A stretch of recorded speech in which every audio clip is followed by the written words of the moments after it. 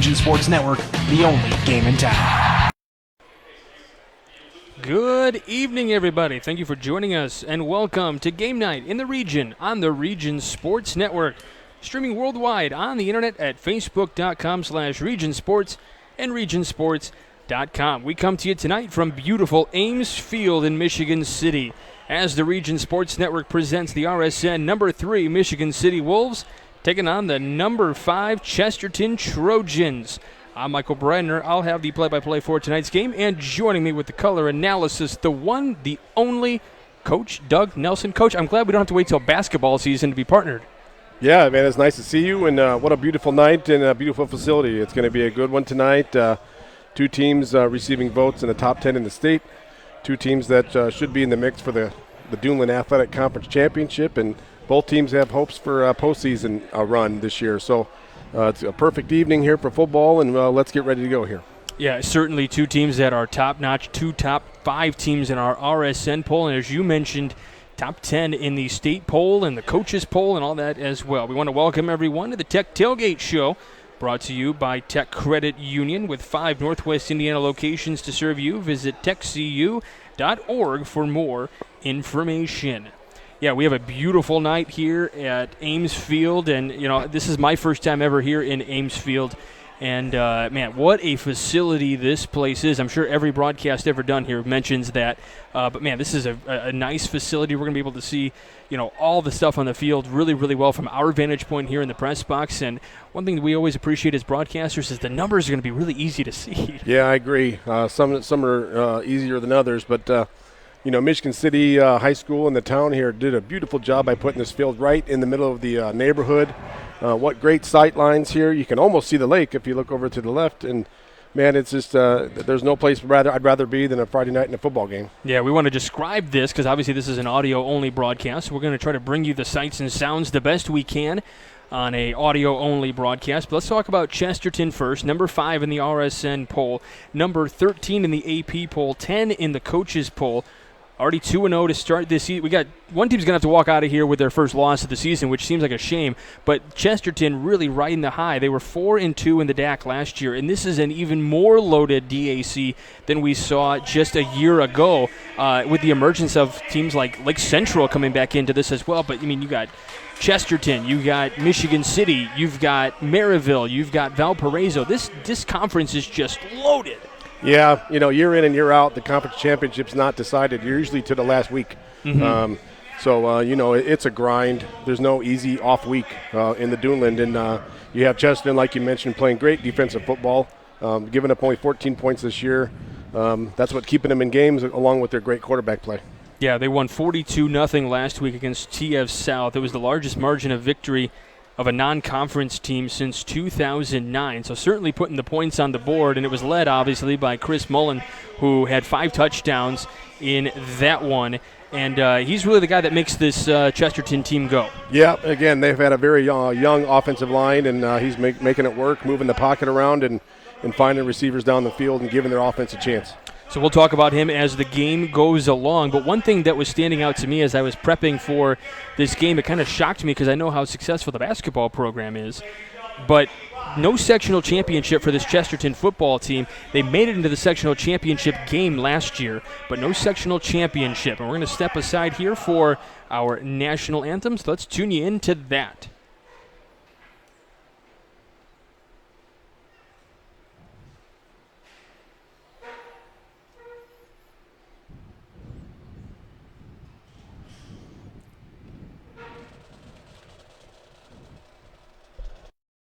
Tonight's Game Night in the Region broadcast is brought to you by Strachan Van Til, your favorite Indiana-made grocery store.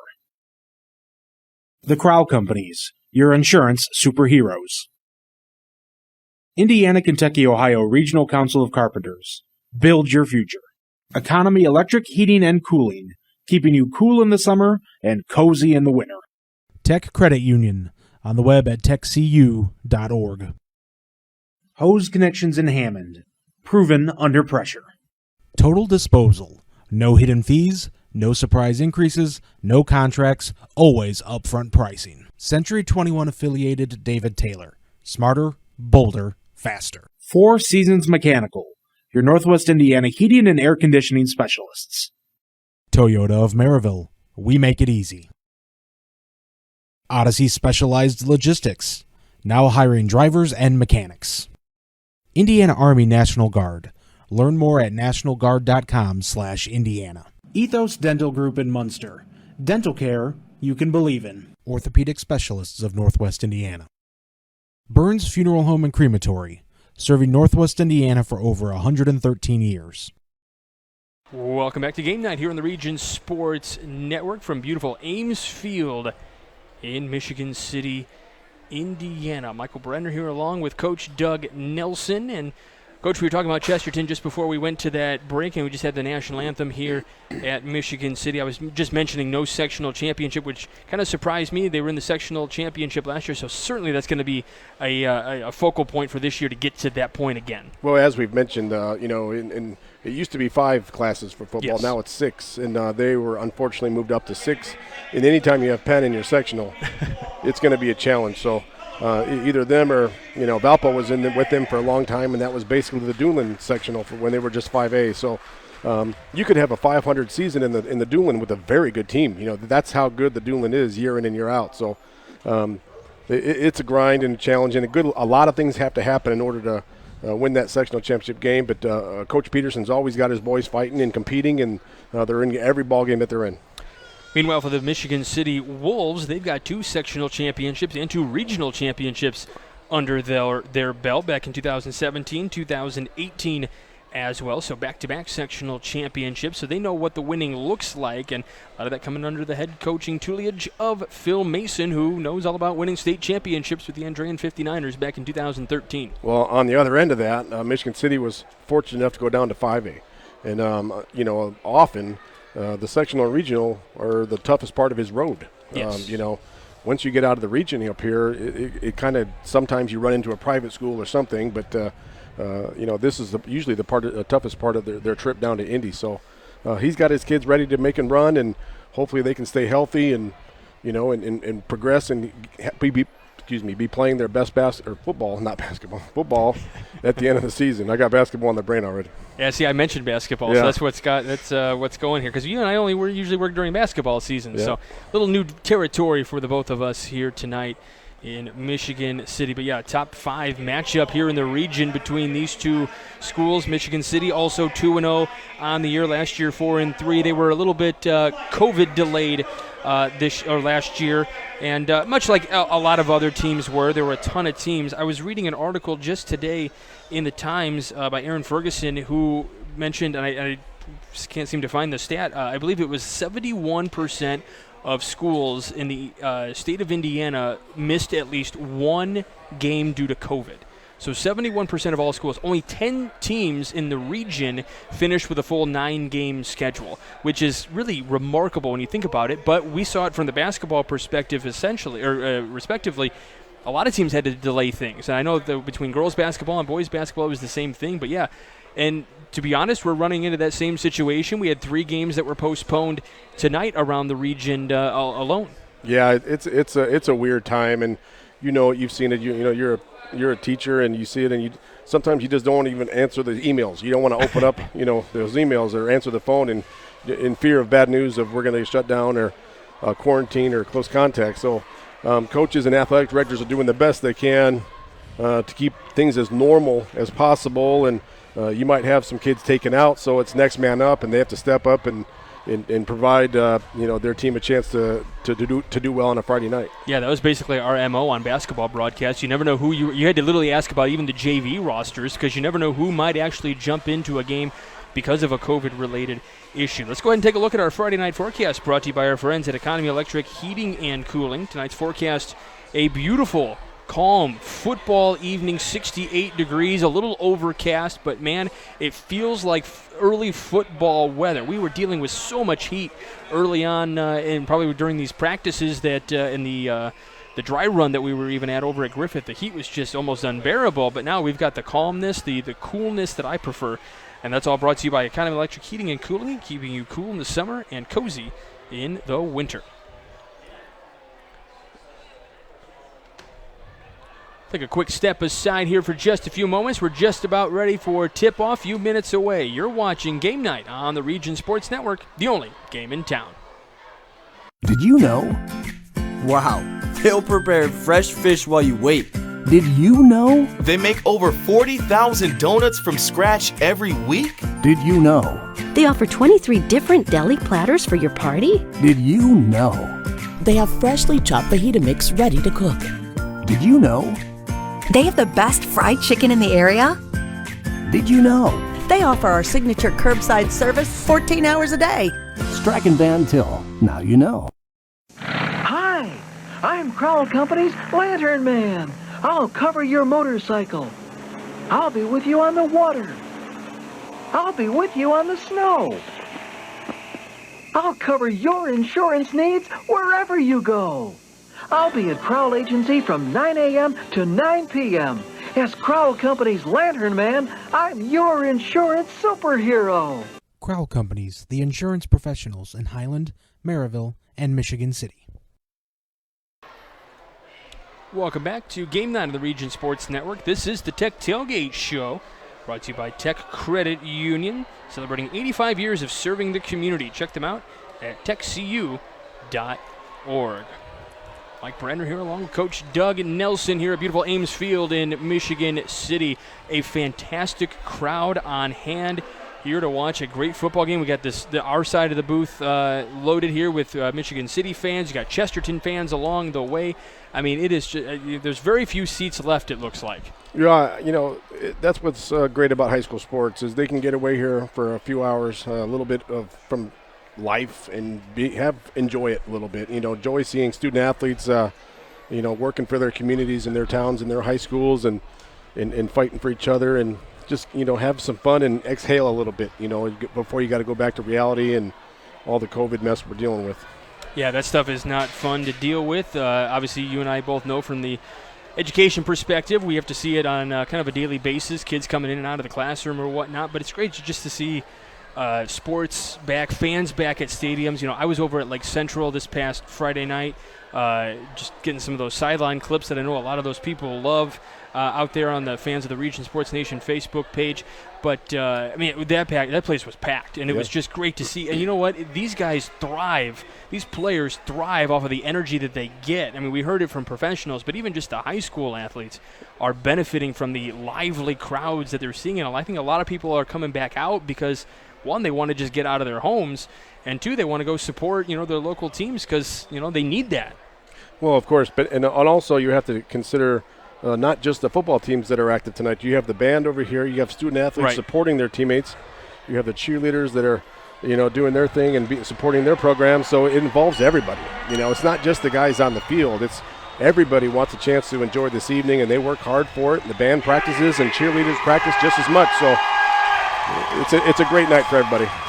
And as you can hear, the crowd's on their feet as their teams have now entered the field. Michigan City on the field, Chesterton on the field. Boy, we got notified last Friday, Coach, that we were going to have this game, and you and I both kind of, without even looking at each other, we both kind of were like, hey, this one's going to be a good one. We're excited. Yeah, this is one of the better games of the evening. It's got to be in Indiana. I mean, this is two high-powered offenses, two great quarterbacks, two well-coached programs that are successful year in and year out, and it doesn't get much better in this region football. Yeah, we've got, as you mentioned, the great quarterbacks for Michigan City, Giovanni Laurent, his teammates call him Gio, and then you got Chris Mullen for Chesterton. Yeah, two of the top guys here in the region, a couple of seniors looking to put it all out there on the field this season. They're eyeing victories. That's their goal. Oh, absolutely. They're playmakers. A couple weeks ago, I was at Chesterton Hobart, and Chris Mullen basically won him that game. He just got out of the pocket and willed his team to win. Got a couple balls downfield, and their receivers made plays. But he's a leader. He stayed composed, and he's going to need all that tonight. And the thing about Chris Mullen that surprised me as I was getting ready to prep for this game, you and I called basketball games for Chesterton. We talked about him on the basketball court, but he loves this game of football.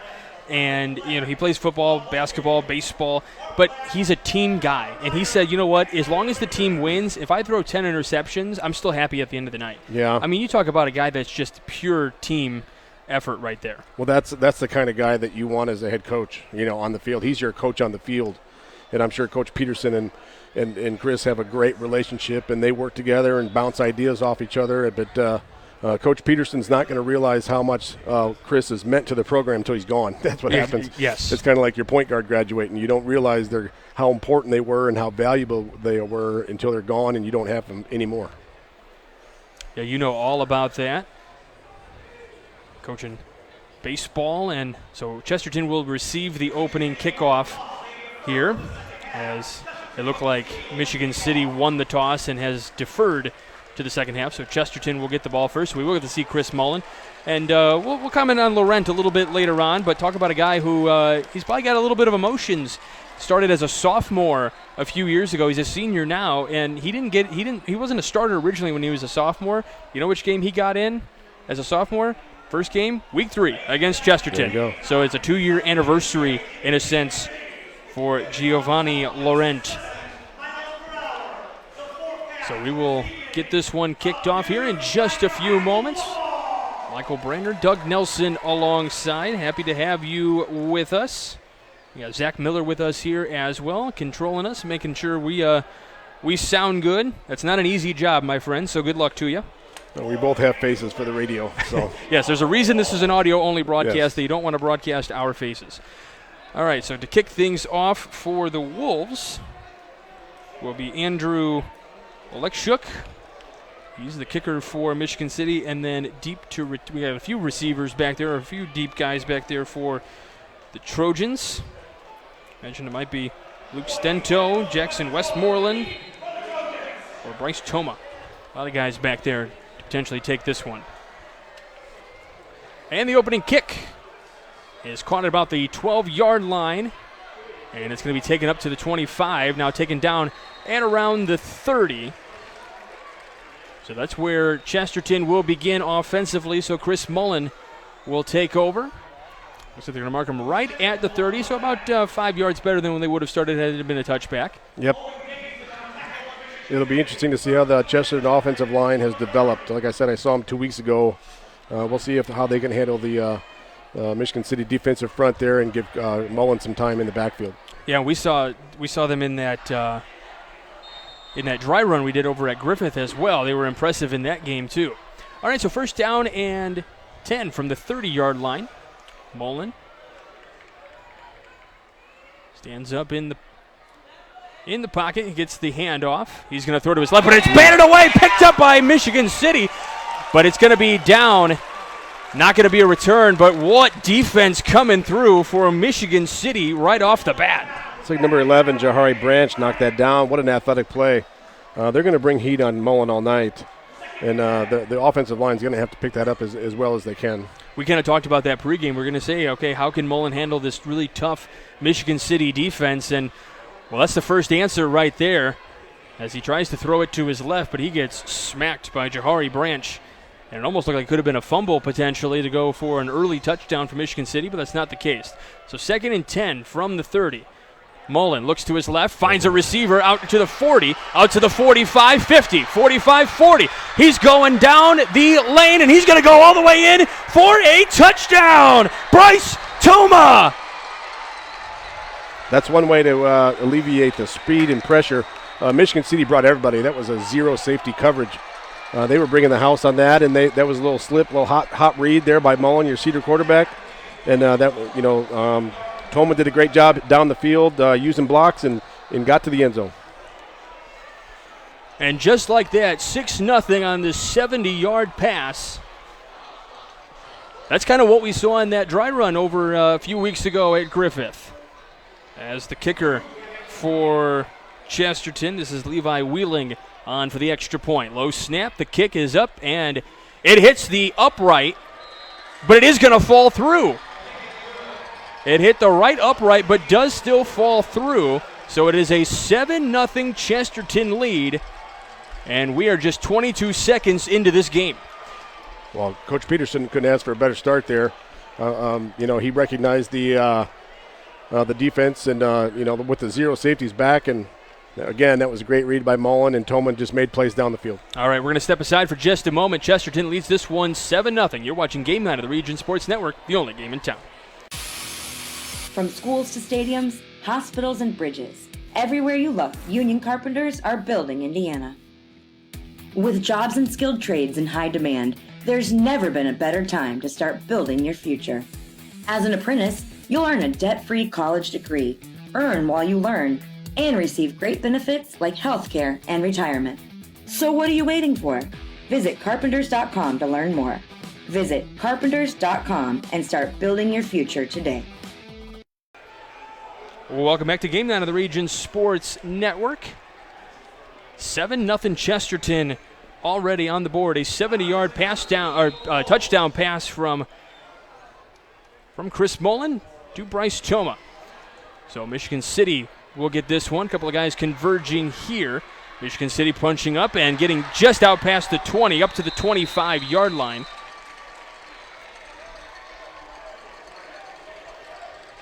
We'll see how the Chesterton front four can manage the Michigan City offensive line. And, like I said, so far the Trojans have been very impressive on defense this season. It was Talijah Robinson to bring that one up on the return. So they will start at the 25-yard line. Chesterton started at the 30-yard line. So we'll see what Michigan City can do here as Giovanni Laurent, who is celebrating a 2-year anniversary tonight. It was 2 years ago that he got his first start as a sophomore against this Chesterton team. 11:32 left to go. We're going to have an early flag here. And we're going to have a offsides, it looks like, off Chesterton. Yeah, getting the nerves out, Get these antsy, give it on the sideline. Been here for a while, getting warmed up. Little hard count. Yeah. Got to be disciplined. Lorena 6'1", 175 senior. They're still talking in a huddle here, trying to get things going, figure out what they want to do here. Already got the Trojans to go offside, so all of a sudden now it's going to be 2nd and 5. So they're at the 30. Just trying to get up to the 35-yard line. The handoff, and trying to get through the defense, and now he's going to get crunched by quite a few people. That was Raytheon Anderson to carry the ball, and it's going to be a first down as he got up to the 36-yard line. So a first down for Michigan City right off the bat. Raytheon did a great job of hanging on to the football. He had guys hanging on him from every direction. He's a load. He's going to be tough to bring down all night. So officially mark it at the 37-yard line. So that was a 7-yard run for Raytheon to open things up for the Michigan City offense. A keeper for Laurent. Laurent going to get tackled down at just shy of midfield. They're going to mark it at the 49. So another first down. A run of 12 yards for Laurent. That was a hole I think you and I could have run through. That was a. You're giving me a lot of credit, Coach. Giving myself a lot of credit, but he had plenty of room there and hit the hole hard and made great reads down the field. But I have to tend to agree with you. If we can run through that hole, yeah, we'd be off for the races. Yeah. I think these guys would have caught up to us, though. Yeah, wouldn't take long.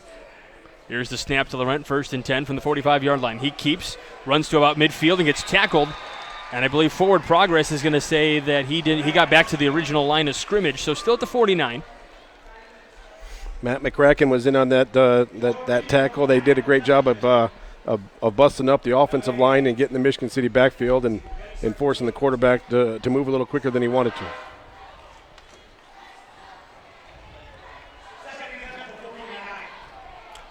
Last year, Laurent rushed for 287 yards, had 4 touchdowns as a rusher. He's only run so far. Here's the handoff. This time to Jaden Hart, who runs up the gun to about the 47-yard line on the other side into Chesterton territory. You can see, these are, like we've said, 2 experienced coaches, Coach Mason and Coach Peterson. They're still trying to feel each other out and make the adjustments as they go here. But the Michigan City's yet to throw the football. I was going to mention that. Yeah, they're going to keep it on the ground until they have to. So they're doing a great job of getting down the field here so far. So a 2-yard run for Jaden Hart.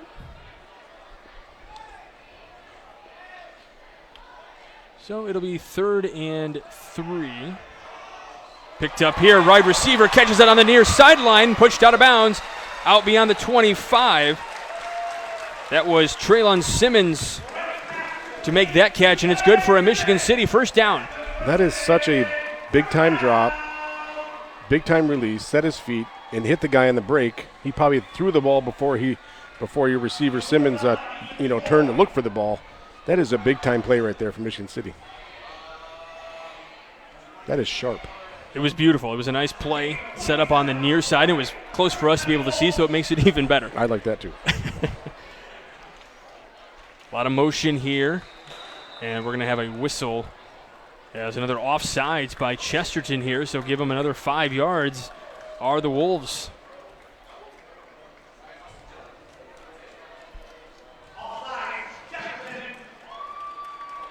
Like, again, pretty simple. You're excited, you want to attack, but you got to watch the football. Those hard counts, Laurent's doing a great job of keeping the defense a little off balance. First down and 5 from the 20-yard line. It might be just inside the 20 to 19. Here's the handoff, running ahead. Oh. Raytheon Anderson, who continues to push his way, breaks tackles and pushes his way now inside the 15. And that'll be good for another Michigan City first down. Anderson there was bowling people over. He's got great first yards after contact. He's just knocking people over, and it takes a gang tackle for the Trojans to bring him down. I say it's taken multiple guys to bring him down. He's having quite himself a game. And it's not quiet either. Anderson already 2 touchdowns on the year. Here's the give off to Hart. Hart gets tackled in the backfield. They're going to lose some yardage here as they go back to the 17. They were on the 12, so they're going to lose 5 yards on the play. That was another gang tackle led by number 50, Michael Buckland. 32, Duke Schaller. Did a great job there by Chesterton to pursue and get to the football. That's how you're going to have to tackle Michigan City tonight. It's going to take all of them to bring these guys down. So ball's on the 17-yard line, second down and 15. Laurent going back to the team to give them the information they need. Gotta get something here. Are you going to throw here on this one, second and 15? Well, this is like a nice little draw play. Maybe give the quarterback some options. Okay. Looking to throw, looking to his left, moves to his left, now comes back center, goes right now, out to the 25, passes inside the 20. The catch looks like it's made inside the 5. And I see a flag down in the backfield. It's usually in the area of holding, so it might be coming back. We'll have to see. Yeah, block in the back. So that one will be coming back. That play will not count. That's the one thing any football team does not want to do is get this far behind the chains. Don't hurt yourself. You see there, they have second and a mile to go second here. And a long way, yes. Yeah, they're going the wrong direction. So they just have to stay within themselves and do what they've been doing to move the football in the correct direction. Well, here's the thing. We know that this team is loaded. They know they're loaded. So they know that they can score kind of not whenever they want, but they know that they're not going to get down on themselves because they know they can score.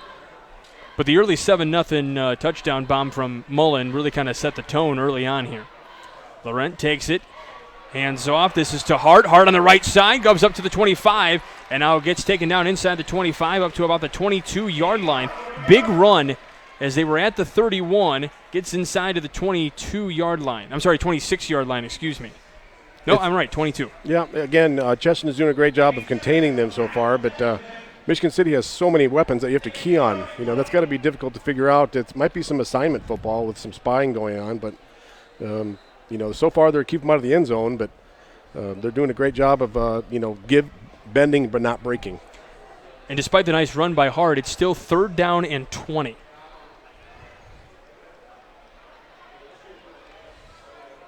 From the 22-yard line. Laurent looks up, steps up in the pocket, rolls to his right. Looking for an open man, has to stutter, step back out. He's out near the 40-yard line. He's going to air it out to the left, and the wide receiver slipped as he was at the 10-yard line. That was Hart trying to get that one, so now it's going to be 4th down for Michigan City. If he hadn't fallen down on that route, I think he might have been able to catch that ball, which still would have put them short of the first down marker because they were trying to get to the 2-yard line. Right. But certainly would have made a potential field goal opportunity a lot easier for Michigan City. Yeah, you're correct. But Laurent did a great job keeping that play alive, Yes. and it just turns on a scramble drill. But now it's putting them in a position where it's a weird. How much do you trust your field goal kicker? We got a timeout on the field. We'll take a quick step aside. You're watching Game Night of the Region Sports Network, the only game in town. With electrical services from Economy Electric Heating and Cooling, you can radiate the perfect amount of light and energy into your home. From rewiring and code upgrades to ceiling fans, lighting, security, and more, Economy Electric Heating and Cooling's trained electricians will make sure you can enjoy your home on full power all the time. For a free estimate on electrical work, call Economy Electric Heating and Cooling at 219-923-4441, and you can visit them on the web at 4ajobdoneright.com. That's the number 4ajobdoneright.com. Java Wave at your local Family Express is the perfect way to get your day started or keep you moving at any time. With 12 freshly ground bean-to-cup flavors to choose from, Java Wave at Family Express has just what you're looking for, whether it's hot or iced coffee. To see all of the delicious flavor options and to find a Family Express near you, log on to familyexpress.com/JavaWave. Welcome back to Game Night of the Region Sports Network here at beautiful Ames Field in Michigan City. We got the Wolves and the Trojans of Chesterton duking it out here on the gridiron. It is 4th and 20 coming up for Michigan City, and it looks like they might. I get the feeling they're going to try to draw the offsides first. I don't know if they're really going to try to go for it here. Well, and did they get the offsides? No, they've been jumping. Michigan City, number 70, Chasten Biquette, he moved a little early. So a false start, it's going to set him back even more. At what point does Mason bring out the field goal unit? Well, that's what I was thinking. A lot of times for Chesterton, what they do is they just do a little quick kick. So I was thinking Laurent might do that here, try to pin Chesterton down in the end zone, or within in the red zone. Sorry. So now it's 4th and 25 from the 27. Little swing action here off to the left. This is Hart pushing up inside the 25-yard line, and that's going to be a turnover on downs. This will be first down for Chesterton. Well, I know Michigan shot themselves in the foot a few times there, but Chesterton keeping Michigan City out of the end zone any time tonight is going to be a victory. So I'm sure they're pretty happy to have their offense back on the field. So the offense for Chesterton comes back on the field. They only had 2 snaps to really deal with last time they were out there. So this Michigan City defense is well rested. And they were ready to get to Chris Mullen early on as they definitely attacked him on the first throw attempt, had that batted away, and then threw a 70-yard bomb to open things up. So now it'll be 1st and 10 on the 22.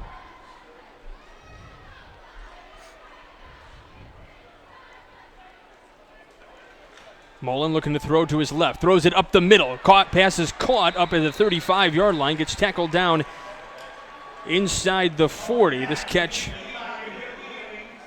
made by Levi Wheeling up to the 37-yard line. Nice play attempt there by Chesterton. They just kind of progressively move the ball a little bit. It's another first down. Yep, Michigan City's bringing up their safeties and trying to pressure Mullen in the backfield. And anytime he does that, those little slant pattern there are open.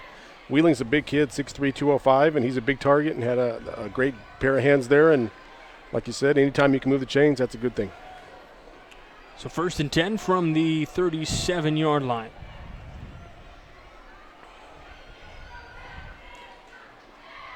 Mullen, keeper, gets to run, but there is a flag on the field. He only runs up to about the 39-yard line. We'll have to see what the flag is.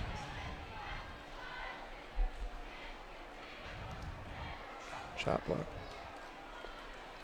Looks like an illegal block there on the Trojans. So that'll knock it back a few. But it'll still be first down here for the Trojans, but they're going to have to march back a long way. 6:15 left to go in this opening quarter. Chesterton on top, 7-0. They won 42-0 their last game, won 20-14 their opening game against Hobart. You were there for that one. That was a nice, what they thought was going to be a potential comeback win for Hobart at the very end there. Yeah, that was a game. It was really hot and humid, and the guys were going down with cramps, and it was competitive to the end. As usually week one happens. That's usually how that goes. Mullen steps up in the pocket, gets the pressure, throws to his right, and it is taken out of bounds at the 30-yard line. Pass was caught by Luke Stento. Again, that was a good little read there. There's a corner blitz there from Michigan City. James Fleming came off the left end, brought heat on Mullen, and Mullen did a great job of getting rid of the football. So they're trying to get up to the 47-yard line. So they are 2nd and 15 as they are at the 30.5, almost up to the 31. 5:51 to go this opening quarter. You see how far Michigan City's got their safeties up. It's hard to. Yeah, if they can get a guy that can break through, the defensive back position here, as this one is an errant pass to the sideline, was intended for Bryce Toma, who had that big 70-yard touchdown catch early in the game. We'll see if the Trojan receivers can get behind that defense again, but those safeties from Michigan City are really pulled up far. Just daring Mullen to drop back. And so those guys are Elijah Robinson, Ramel Bell, James Fleming, Keenan Tucker Jr. Yeah, they are really squeezing up there, trying to get guys. A little bit of pressure on Mullen. Yeah. Had 5 touchdowns last week. Here we go. See, they have no safeties back right now. Yeah, they're going to bring the heat. We'll see who everybody drops back, but he's got safety coverage here with on this side. Mullen to his right, and it gets broken up. The pass was intended for Jackson Westmoreland. It's like Davion Anderson did a good job of speeding Mullen up a little bit, but again, they're rolling dice. No safeties back, and just daring Mullen to step back there and take a shot down the field, but he doesn't have time to set his feet and look down the field. Yeah, Westmoreland is the leading touchdown leader on this team, second most in terms of yards. Here's the punt that is away and taken by Michigan City here. It is taken by Hart. Hart moves up to the 30, or to the right around the 40-yard line before he is pushed out of bounds. Officially, they're going to mark it at the 41. So a nice return as he was on the other side of the 50 when he caught that ball. So a nice return for Hart. Yeah, like we mentioned, Michigan City's going to challenge Chesterton in front all night, and we'll see if the Trojans can hang on with their how well they've been doing so far this season on defense. They're doing a great job so far, and let's see how long they can keep Michigan City off the scoreboard. Hart is a guy that Coach Phil Mason definitely has a lot of respect for, and says he just really does all those little things that make a difference in a ball game. He comes to practice, he hustles at practice, he cleans up after himself. He doesn't make just those little things that can get taken for granted. Yeah, absolutely. Passes. Those are the things you build on. For sure. Ball is given up to, let's see. Is that Raytheon Anderson again? Yeah, it looked like Anderson. Taken up to the 37-yard line. Yeah, if they can get 4 or 5 yards a pop with him just right up the middle, just do that all night long. Don't get fancy. Then you got play action later on. But we'll see how Michigan City can get in the red zone here and finish a possession with the score. Yeah, coming into tonight, 71 yards, 2 touchdowns for Raytheon Anderson. Here's a quarterback keeper here for Laurent. He's going to get up to the 30 and pushed out of bounds inside the 30. So that will be a first down for Michigan City.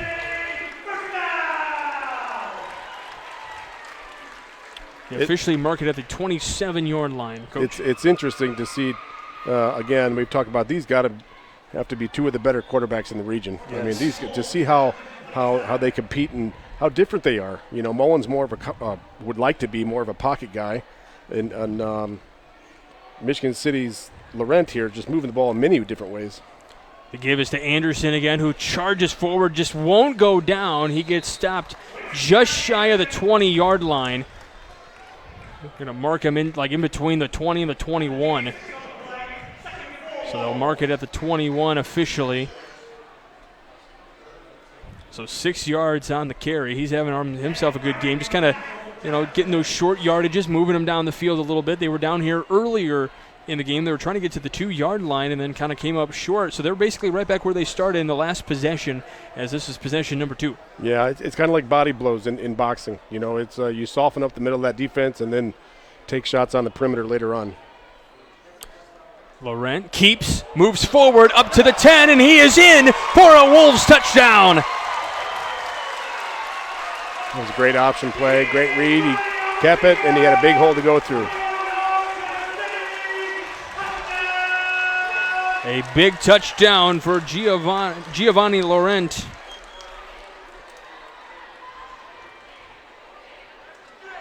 Again, Michigan City did not shoot themselves in the foot that time. They moved the ball down the field, a clean possession, no penalties, and they're going to be tough to stop when they don't hurt themselves.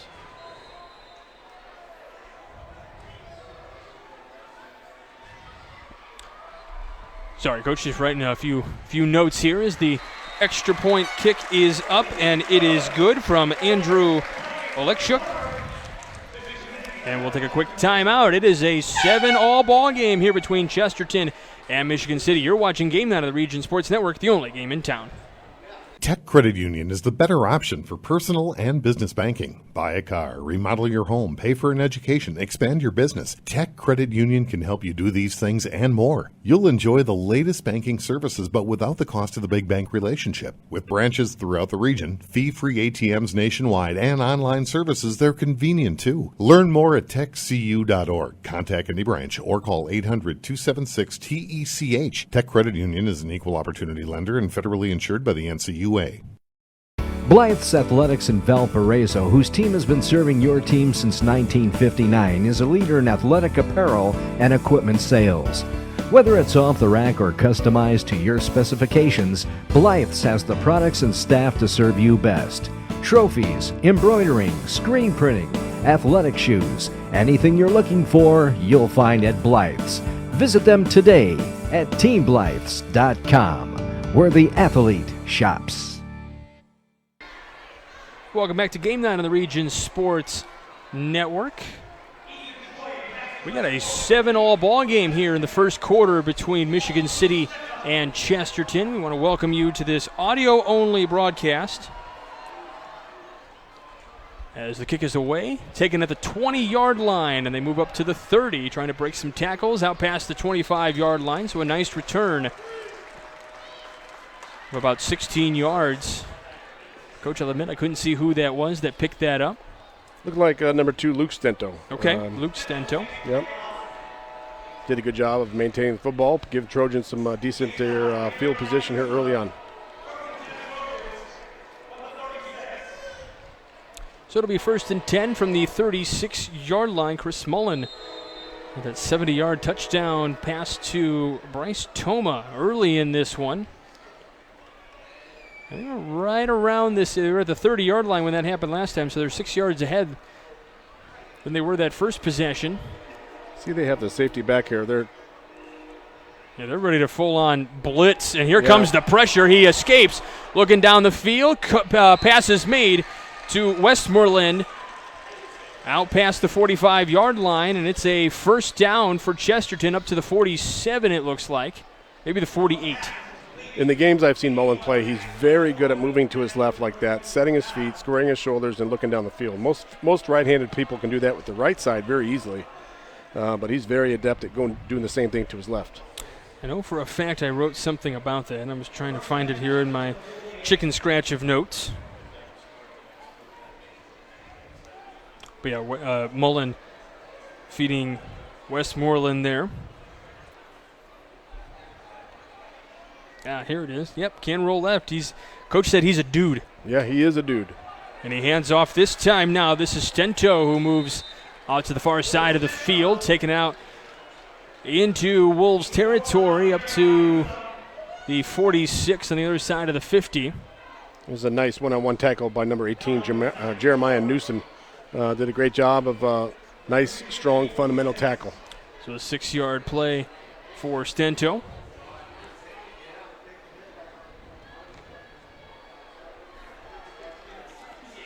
As Chesterton heads back to the line here.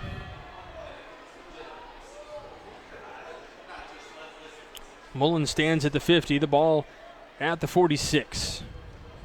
3:50 to go. Here's the snap. Rolls to his right this time, looking for his right. Here comes the pressure. Pass is caught up near the 36-yard line. The catch is made. I believe I saw number 1 there. That is Bryce Toma. Yep, Bryce Toma with the catch. You can see how Mullen's got to stretch the pocket right and left. He Yes. cannot stay in there in the pocket, and he'll get it'll be a long night for him if he does that. But he does a great job of keeping the play alive and moving his feet and getting the ball where it's supposed to be. Yeah, you saw that opening night play against game against Hobart in the second quarter.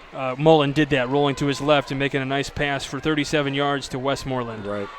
So up to the 36-yard line. It was a first down, so 1st and 10 here for Mullen.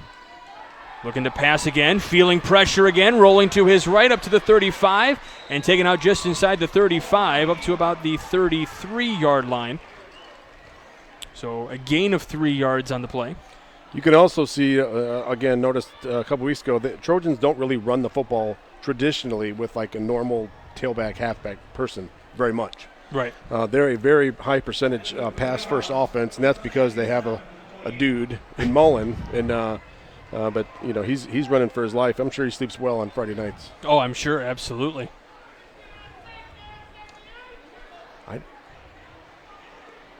So they are up to the 28-yard line here. 2nd down and 7. Mullen looking to his right. This one batted away, and it does hit the ground. In the vicinity was Jahari Branch, who could have been able to try to come up with that one, but I don't think he knew the play or the ball had gotten swat. I couldn't see who actually got the swat. Yeah, I didn't see that. Branch was in Mullen's face and then turned around. The ball was back at him. So that was one of the few plays where Mullen stayed in the pocket. Maybe they had a little quick slant to a tight end across the middle there, but it's hard to pass over guys. If you're not going to get to the quarterback, you want to get your hands up and try to get a deflection. Well, and it was very reminiscent of the opening play we saw to start the night, getting that one swatted backwards right back into his face. So 3rd and 7 now. Big play here for Chesterton. Try to break this tie and to keep the ball moving. He moves to his left, throws down the field. It's going to be way too far. Trying to get the coverage there. There are no flags on the play. So this will be 4th down, and this will likely be, I would think, a punt unless they're going to try to go for it here on 4th down. All right, here we go. Well, Mullen is their punter for this kind of true. situation also. So unless it's an absolute going to be a punt, he will stay in and maybe just pooch kick it. But that play there was a lot of traffic over there. I think someone might have run the wrong route. They were tripping over each other. See, if I was playing, that would be me. I'm just kind of lost in haphazardly out in the field there. Right, just running around. 3:29 left to go in the opening quarter. Michigan City crowd getting into this one, trying to stop him on 4th down. Mullen in the pocket, gets the pressure, and goes down. Jahari Branch all up in the face of Chris Mullen. Well, like we mentioned, Michigan City's going to bring that pressure all night, and it's just a matter of time. They're going to get to Mullen. They did a great job of containing him and keeping him in the pocket that time. They didn't let him roll out to the right and caned him, and his feet gave out, and he just slipped. Davion Anderson was also in there to try to get that sack.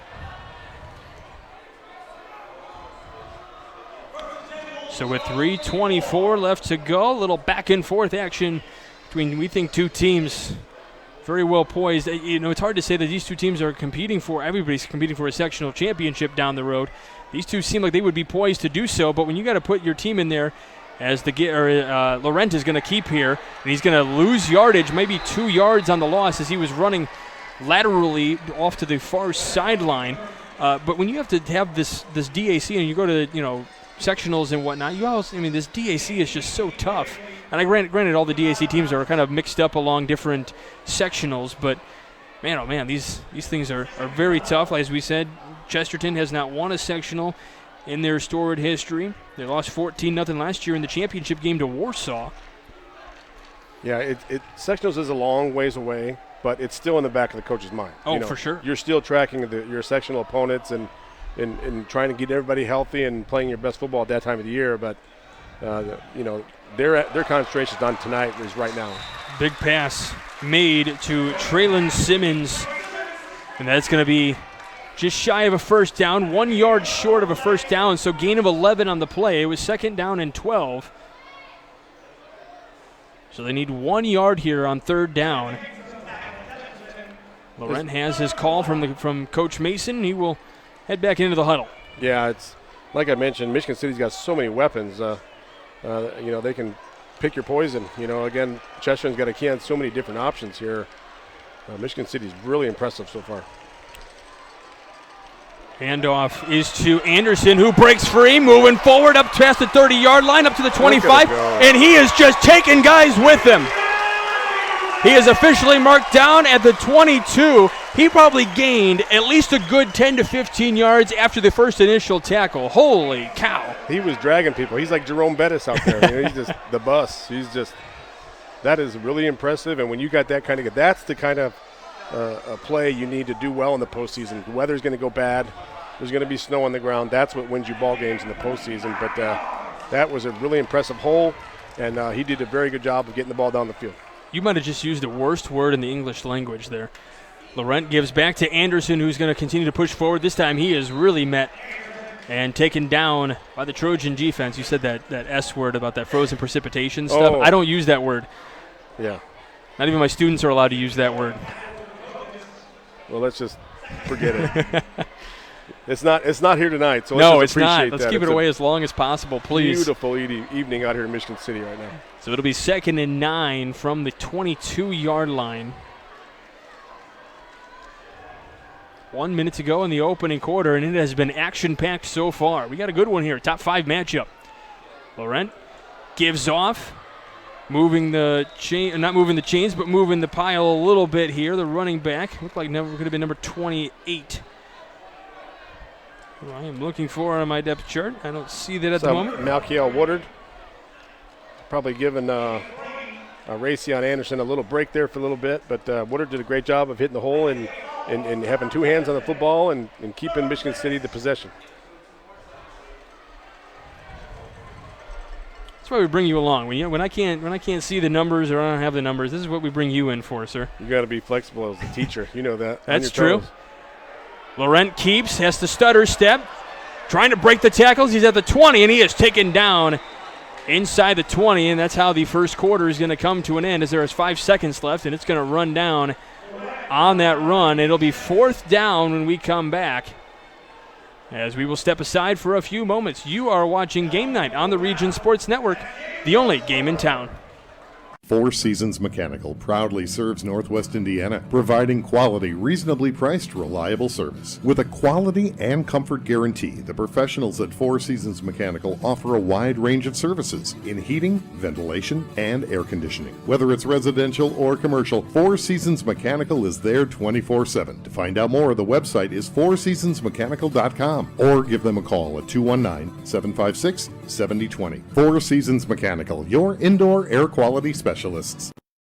If you work with industrial, pneumatics, or hydraulics, and you're in need of maintenance or repair, you need the right connection. For over 20 years, Hose Connections in Hammond has been the premier leader in the hydraulics industry. Hose Connections is a one-stop shop for sales and service of pneumatics and hydraulics. Hose Connections continues to grow their network of industry contacts, which allows them to meet even your toughest expectations. To learn more, visit HoseConnectionsInc.com. Hose Connections in Hammond.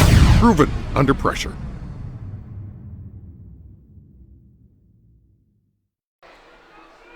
Welcome back to Game Night here on the Region Sports Network. Started the second quarter here from beautiful Ames Field in Michigan City.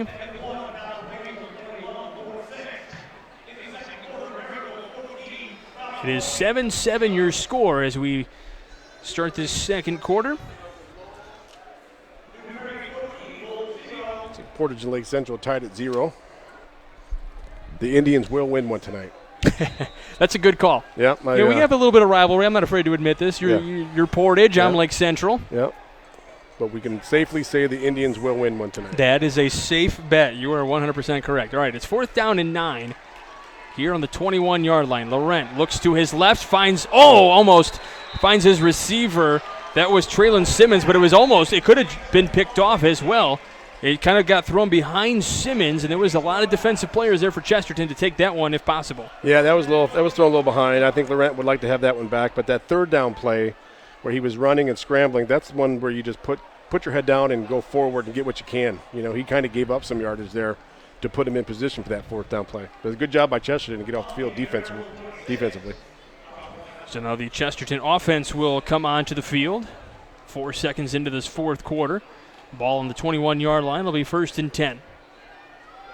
I believe this will be the worst starting field position for Chesterton of the evening.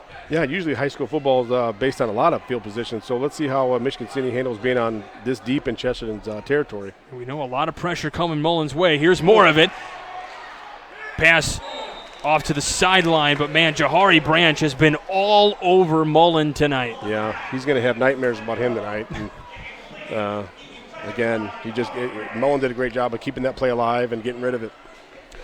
Connecting the first half and the second half of tonight's game, it's the Hose Connection Halftime Report, presented by Hose Connections, proven under pressure. So now we're officially 8 seconds into this one of this second quarter. Moving right along here. 2nd and 10 from the 21. Little David Bowie reference. I got it. Steps up as Mullen looking to his left. He's trying to throw up the middle. Finds his receiver, but it is dropped by Toma. He did a good job of staying in the pocket there. Kept his feet moving. Had people flying all around him, but he kept his poise and got rid of the football and gave his receiver a chance. But a long 3rd down here deep in their own territory. We'll see how they handle that. Yeah, 3rd and 10 from the 21. They haven't moved an inch, and that has not been like Chesterton so far in this game. We got an empty backfield, and Michigan City's bringing everybody, so we'll see what happens. Man in motion, looking up the middle, finds Westmoreland up to past the 30-yard line. That might be a 1st down. It is. Yeah. They're going to mark it at the 32-yard line, so they're going to gain an extra yard, so 12 yards on the completion from Mullen to Westmoreland. Yeah, Chesterton would be well served anytime that safety's up like that, and run those quick slants, and he's got good-sized receivers to go across the middle and pick that up. That's a great read there by the offense. And that's what Michigan City is leaving open is that backfield. So if you can get the receiver and beat your safety or beat your corner, you're in good shape. Yep. Stepping up, running through the pressure, gets swatted down at about the 30, so it's going to be a loss of about a yard on the play for Mullen as he had the keeper. It's like Davion Anderson again got to the quarterback along with a bunch of his teammates, but that's a team sack right there. That's a coverage. That was everybody doing their job. Make sure you stay with us after the game as we'll name the Crowell Companies Lantern Man superhero of the game. Crowell Companies are the insurance superheroes. Plenty of early candidates for that one right off the bat. We got a long way to go, though. Still 10:45 left to go in the second quarter, and then a whole other half to deal with. Yeah, we've got some big plays, too. Well, we'll talk about the IKORCC play of the game in just a moment. Mullen keeps, now hands off on the far side of the field. He's going to gain a yard maybe. And that was Ethan Troy, I believe. Was that number 12, Coach? Yeah, it was one of the first options they've run. The Michigan City defender, Kenan Tucker Jr., did a great job of reading that and running the ball out of bounds. That was a great job by Michigan City reading that and picking it up.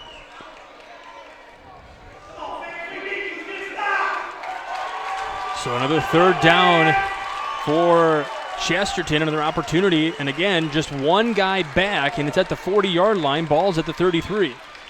Mullen stepping up, throws to his right. It's going to be deep if caught, and it's too deep as it was near the other 40-yard line down the field. He was looking for Westmoreland, who had the Jets on, but they weren't on turbo. Yeah, here comes their traditional punt formation. Again, Michigan City did a good job deep in Chesterton's territory of holding them. Let's see how they can flip the field here a little bit. So is this going to be Brant Westfall, punter for Chesterton? 10:28 left to go in the first half. Punt is away. picked up near the 30-yard line. Looked like Hart, who's going to run to the middle of the field, try to get up top, but he gets wrapped up at around the 30, so it's going to be a pickup of a return of about 3 yards-ish. It's a great job of the Chesterton special teams unit there, getting out of their own territory and moving around. There is a flag on the play, though, so it's going to be a block against the receiving team. I was trying to track down the official that was going to make the call. I saw all the officials over there, to my left, I should say. Correct. And we're happy to have you with us here on this broadcast of Michigan City and Chesterton. We are an audio-only broadcast tonight. For those of you who might be tuning in, we've had a good one so far, as we've played about 14 minutes of football officially. So a lot of the Michigan City fans not happy with the call, as it could have been up at about the 33-yard line. It's going to be taken back all the way to the 17, it looks like. Yeah, I don't think the Michigan City sideline quite agrees with that call. It was questionable. I saw it. He was kind of on his shoulder, but his head. I thought his head was in front, but they got a better angle than we do. It is amazing when I do those sideline supercuts that we do here on the Region Sports Network. It is amazing the things that I can see down there that I would never be able to see up here. Right. It's a whole different look.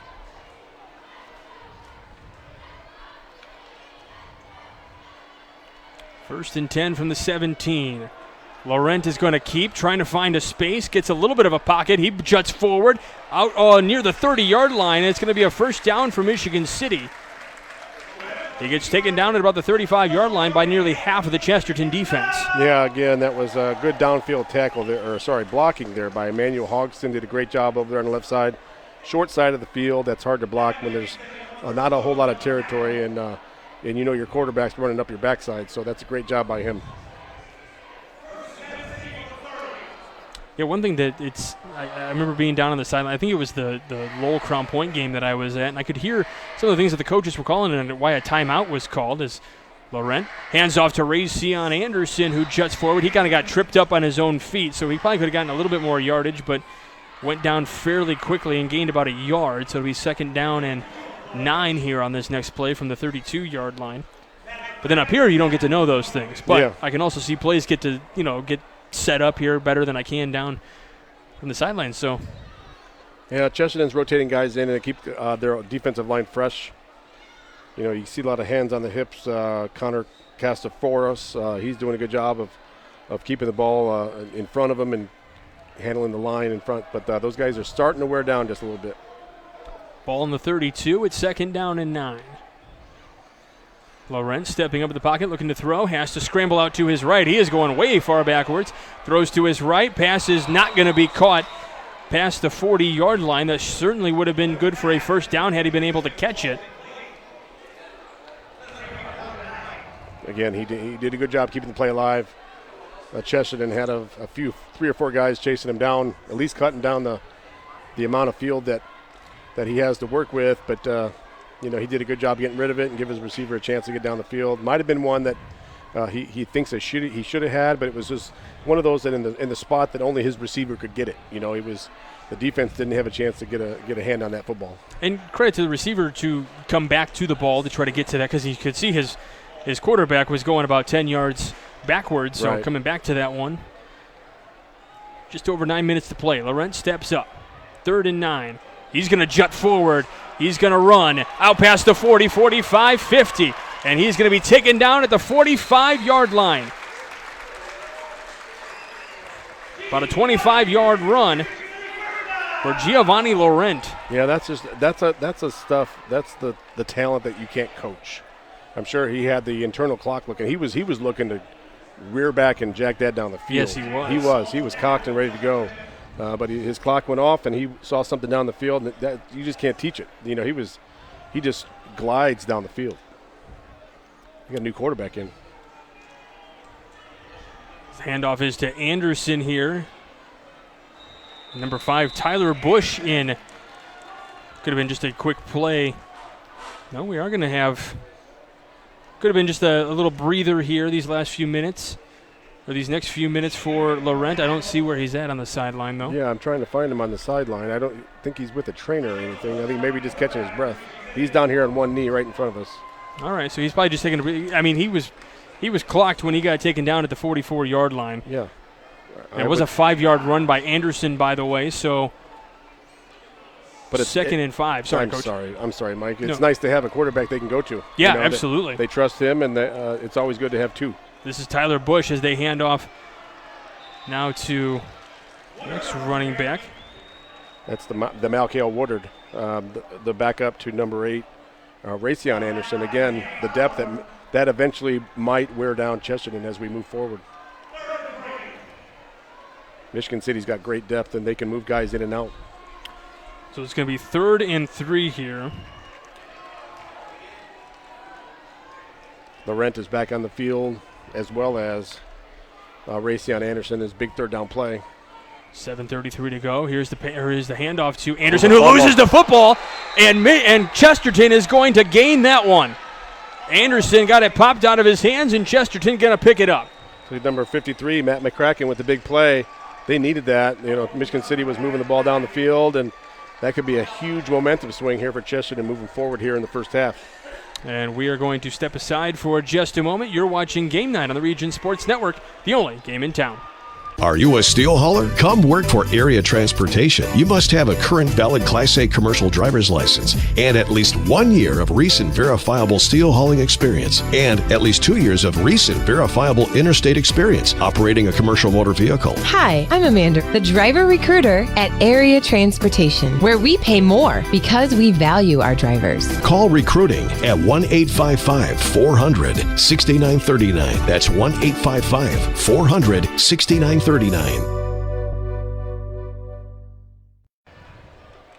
Welcome back to Game Night on the Region Sports Network. Second quarter action here between Chesterton and Michigan City. We just had a Raytheon Anderson fumble that was recovered by by Chesterton, 7-7 ball game here from beautiful Ames Field in Michigan City.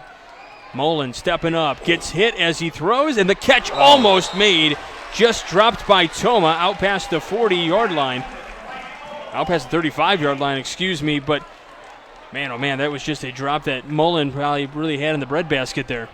Yeah, and I'm looking, number 34 for Michigan City's not on the roster, but he was ready to drop the hammer on Mullen as he was hanging out there in the left edge. I was just thinking, get rid of the ball, that kid's coming. So his I don't know if he was aware he was behind him, but it was coming. We'll look to see if maybe we have a different roster available. 34 is Hayden Dwornik. Hayden Dwornik, you were on him. Timeout Chesterton. And we have a timeout Chesterton, so we'll step aside for just a moment. We got a good ball game here, 7-7, folks. You're watching Game Night on the Region Sports Network, the only game in town. At Toyota of Maryville, we take pride in being a one-stop shop for anything Toyota related. The best part of the Toyota Maryville experience is that we make it easy to do business with us. We have a committed team of professionals that's here to help you do just that. When you come in for service, we will welcome you and have plenty of staff on hand to handle your needs. And if you're looking for a new or pre-owned vehicle, Toyota Maryville sales team is the best in the business to help you with your buying decision. We practice what we preach. When we say we make it easy, that's exactly what we do.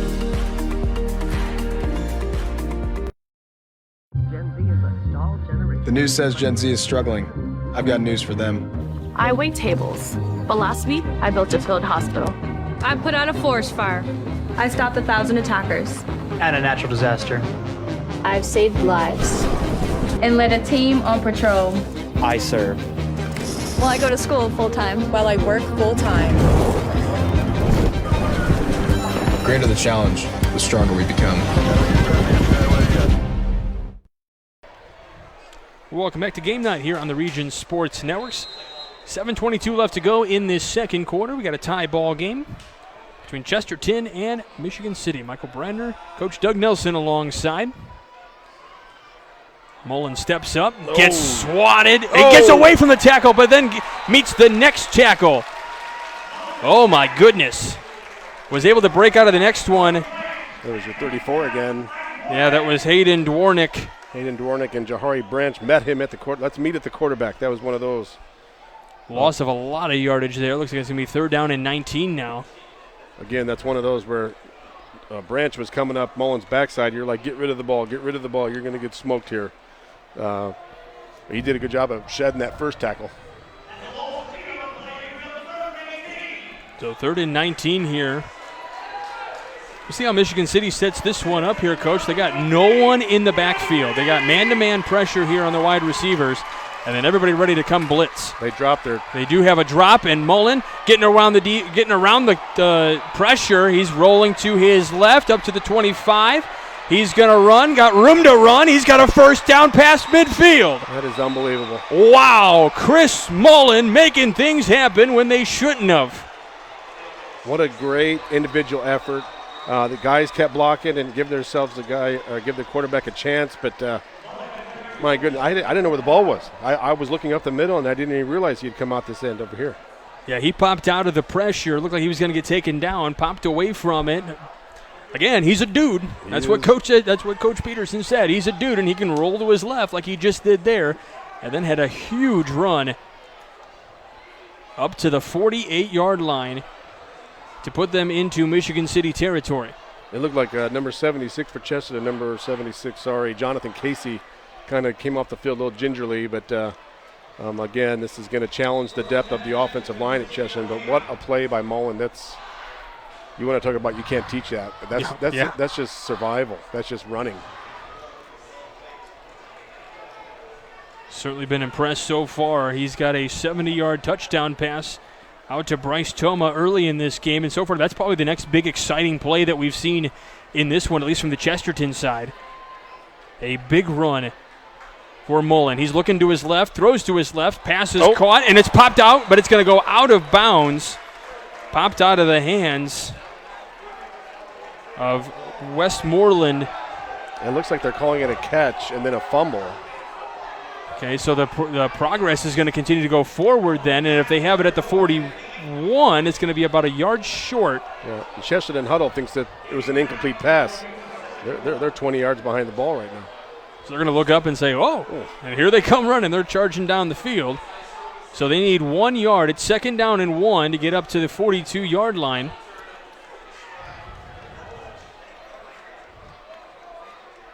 Maybe not on that one. Mullen looking to his left again. Finds Westmoreland up to the 29-yard line. A nice pass complete again, and this is his usual target, Jackson Westmoreland, the senior. These guys are both seniors. How many times do you think they've practiced that route? That is unbelievable. Great hands, great job by Westmoreland to get open, shield the defense behind him where he can only get the football. That's a lot of reps together right there. 11 yards on the play there. 5:46 left to go.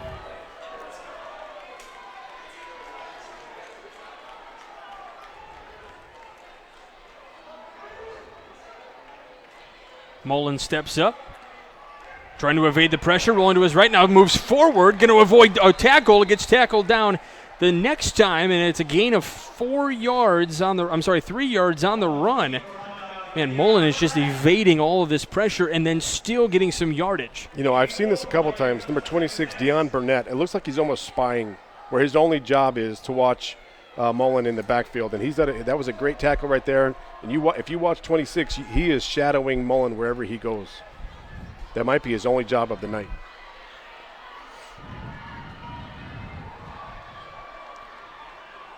.505 left to play in this opening half.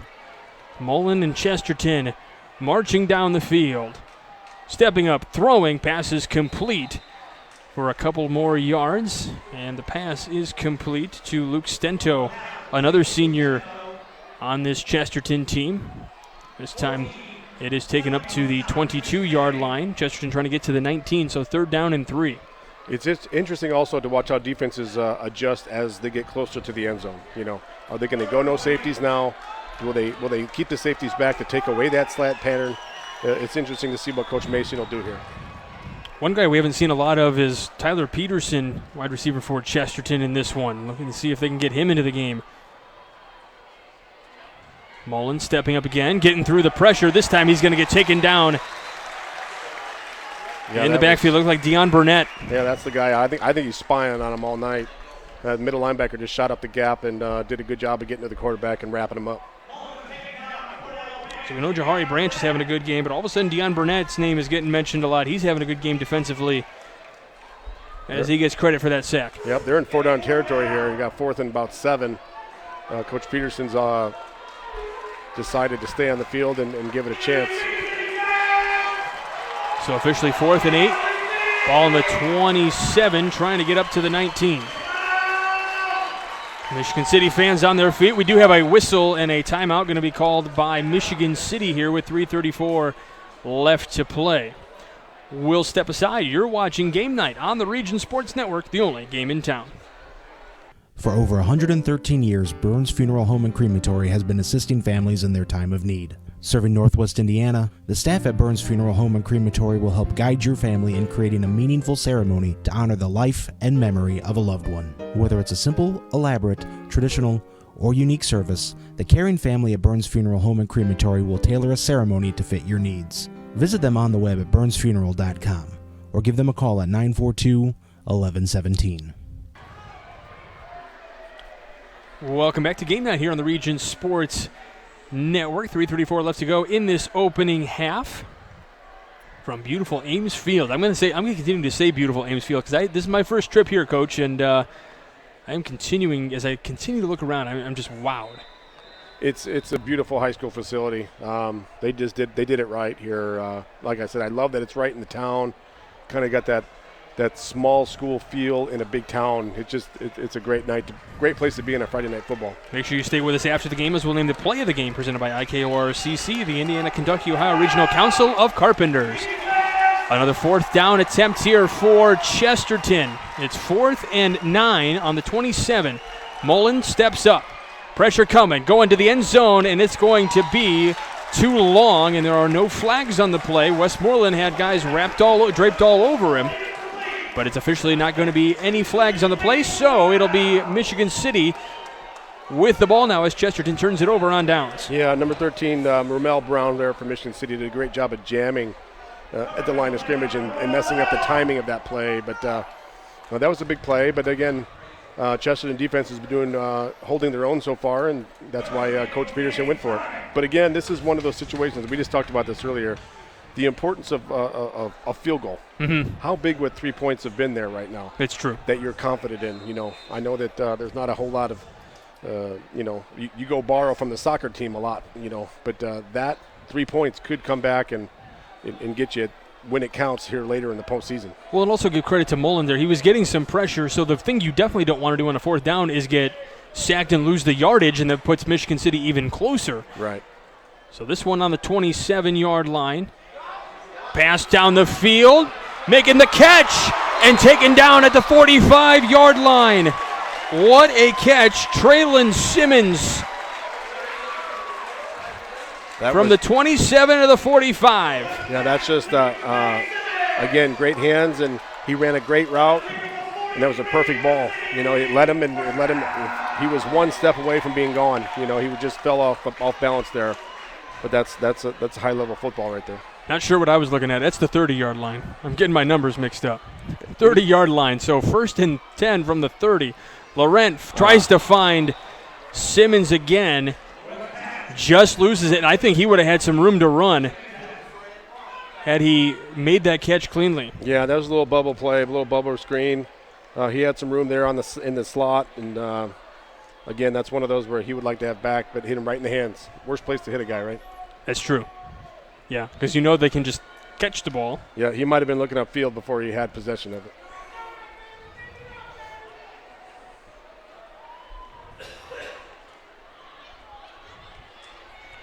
Trying to get a nice Strecken Van Til hometown scoreboard update. Is Michigan City going to call another timeout here? We'll step aside. You're watching Game Night on the Region Sports Network, the only game in town. Ethos Dental Group in Munster offers a full scope of general and cosmetic dentistry with expertise ranging from porcelain veneers to dental implants, crowns, and bridges. At Ethos Dental Group, you're assured that Dr. Stojkovic and Politicus utilize the latest in technology, like the advanced dental imaging that enables valuable diagnostic information to be retrieved. Check them out on the web at ethosdentalgroup.com, or to schedule an appointment, give them a call at 219-595-3432. Ethos Dental Group in Munster. Welcome back to Game Night on the Region Sports Network. We've got a ball game, 7-7 here in the second quarter. We haven't seen any touchdowns here in this second quarter. I mean, we thought it was going to be, a gunslinging fight here with the touchdowns early on in the game, and then all of a sudden it's kind of slowed down. It's been a little bit more meticulous in the way these two teams are going about things. Well, I think it's a testament to both teams' defense too, though. Yes, you got the speed of Michigan City and the speed and execution of Chesterton's defense, doing a great job of containing Laurent here so far.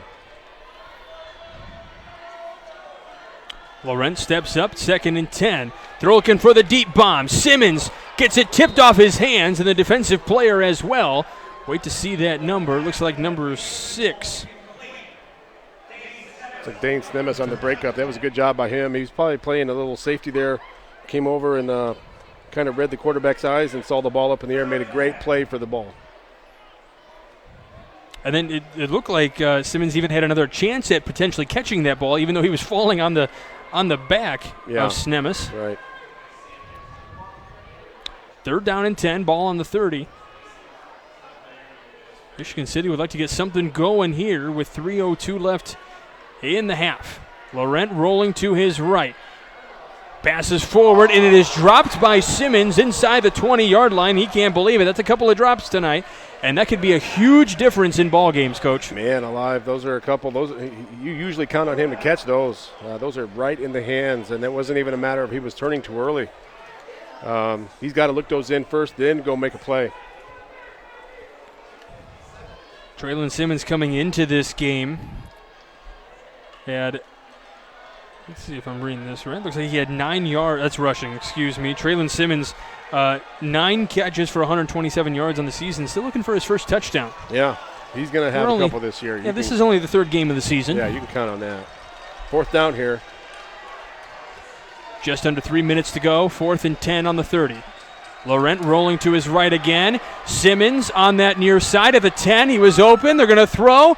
Ball is going to be juggled, and it is out of bounds. If Laurent had seen him a little bit earlier, I think he could have made that pass. Yeah, I don't know if he was looking to throw something across the field there or what, but there was no one over along in the middle, so he had to make a play. And a lot of the problem with rolling out like that is you kind of cut the field in half. So you limit yourself, and if you don't have an idea of where you're going, and he's got a deep rollout, he's dropping back 10, 15 yards. This may be a stupid question, Coach, but was that the exact same play they had just run back-to-back? Sure. Sure. They must have seen that it was open, but that was a deep rollout. Yes. And he did that the last time. Yeah, with no pressure. That means you got to throw the football 10, 15 more yards than you should want to. So this will be 1st down and 10 for the Chesterton offense now. We've seen a lot of turnover on downs. I don't know if these officially count as turnovers, I guess, officially, as guys are not going to go for the kicks. Mullen steps up, throws to his right. Pass is almost stolen. Holy cow. That pass was looking for Peterson there. We were talking about him just a minute ago to get into the game. Went right by him, and it was almost caught by the defensive player. Yeah, that was right through his hands. I think that it surprised the defensive player. He's getting ready to make a tackle, and the ball hit him in the numbers. Again, that's a slant pattern, and that's going to be open all night. And you got to come up with that ball. 2:43 left to go in this opening half, and it's been a fun one. I mean, it's not like it's been, it hasn't been boring. It hasn't been bad football. And we do have a whistle and a timeout taken by Chesterton. So, with that, we will step aside. You're watching Game Night on the Region Sports Network, the only game in town. Holy moly. The Centurion Award from Century 21. It represents prestige in real estate. Winning one is an honor. Winning it multiple times describes a dedication to excellence. It also describes David Taylor of Century 21 Crown Point. When buying or selling a home in the region, you want to deal with a fixture of the region with a caring approach that has also earned him Best of the Region awards. Add your name to his list of satisfied clients. David Taylor, Century 21 Real Estate. Find out more at davidtaylor.c21.com and start packing. Welcome back to Game Night on the Region Sports Network. Good game here from Ames Field, and stay with us at the conclusion of tonight's game as we'll name the Region Sports Network Blue Collar Player of the Game, brought to you by the Region Sports Network, the only game in town. We'll see how Chesterton handles the last 2:43 of this. Are they going to try to? I know it's a lot of time. You're going to try to just get it to halftime, or you're going to try to push the ball down the field. If it was me, I would try to push this down the field and try to get some momentum going on your side. You've been driving the ball, but you haven't been able to find the end zone since that second play of the game. Right. Mullen is going to get crunched in the backfield. Deion Burnett there again to make the sack. Yeah, that was a little option. Looked like a little RPO action. He was looking to pass the football, but defense didn't stand a chance. But that play right there might dictate how they go moving forward with Chesterton. Are they going to just take their time here and use some clock, maybe run a little running play, a little draw play, just to try to keep the clock moving? Or are they going to take a shot down the field in this long third and 15? So we've got 3rd down and 15, ball on the 25-yard line. They're trying to get to the 40, but we've seen Mullen pull off some impressive plays on 3rd down, so sure. Even on 4th down. Sure. Stepping back, throwing to his left, a deep ball, and it's going to be too far. He's done this quite a few times tonight, trying to find Westmoreland, and he just can't seem to find. He throws it a little bit too far. Well, you're throwing it too quick. True. It's not giving his receiver a chance to break and move to the football, but that's because of the defense is in his face. He's got to get rid of the football. So we'll have a new punting team on the field.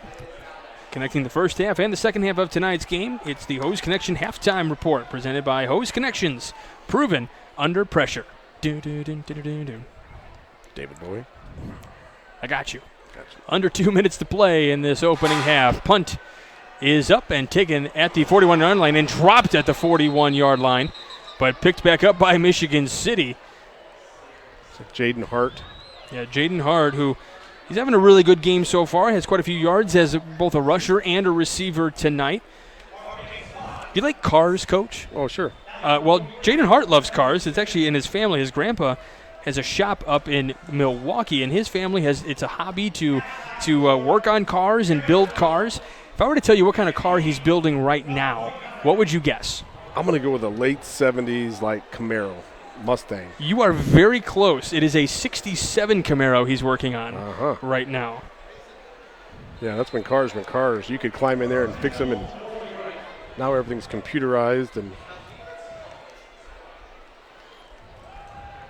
Laurent rolling to his right, throwing to his right. Pass is not going to be it is caught, but it is going to be out of bounds to Simmons, who is across midfield, and he's asking the official what was wrong with it. Well, buddy, if you look up a little bit. Yeah, you were standing out of bounds, bud. You're half half out of bounds, half inbounds. Right. And again, I'm sorry. I don't give the football to number 8. Yeah, Rayceon Anderson was having himself a good game. He hasn't had he's had a few big breakout runs, nothing too huge, but man, he has just been, he was basically a bus at one point, just carrying guys along the way down the field. Yeah, he's a load to bring down. I know they have a short clock here to work with, but that's something you can count on 4 or 5 yards every time. 2nd and 10 from the 43-yard line, 1:40 to go. Laurent looking to throw again. Has all day. Here comes the pressure now. He rolls out to his right. He's at the 35, 40. Has to run out to the 45, 50. Taken out at about the 48-yard line. 1 yard shy of a first down. Or are they going to give him the 48? No, they give him the 47. Yep. So they 1 yard shy. So it'll be 3rd and 1 with 1:29 to go.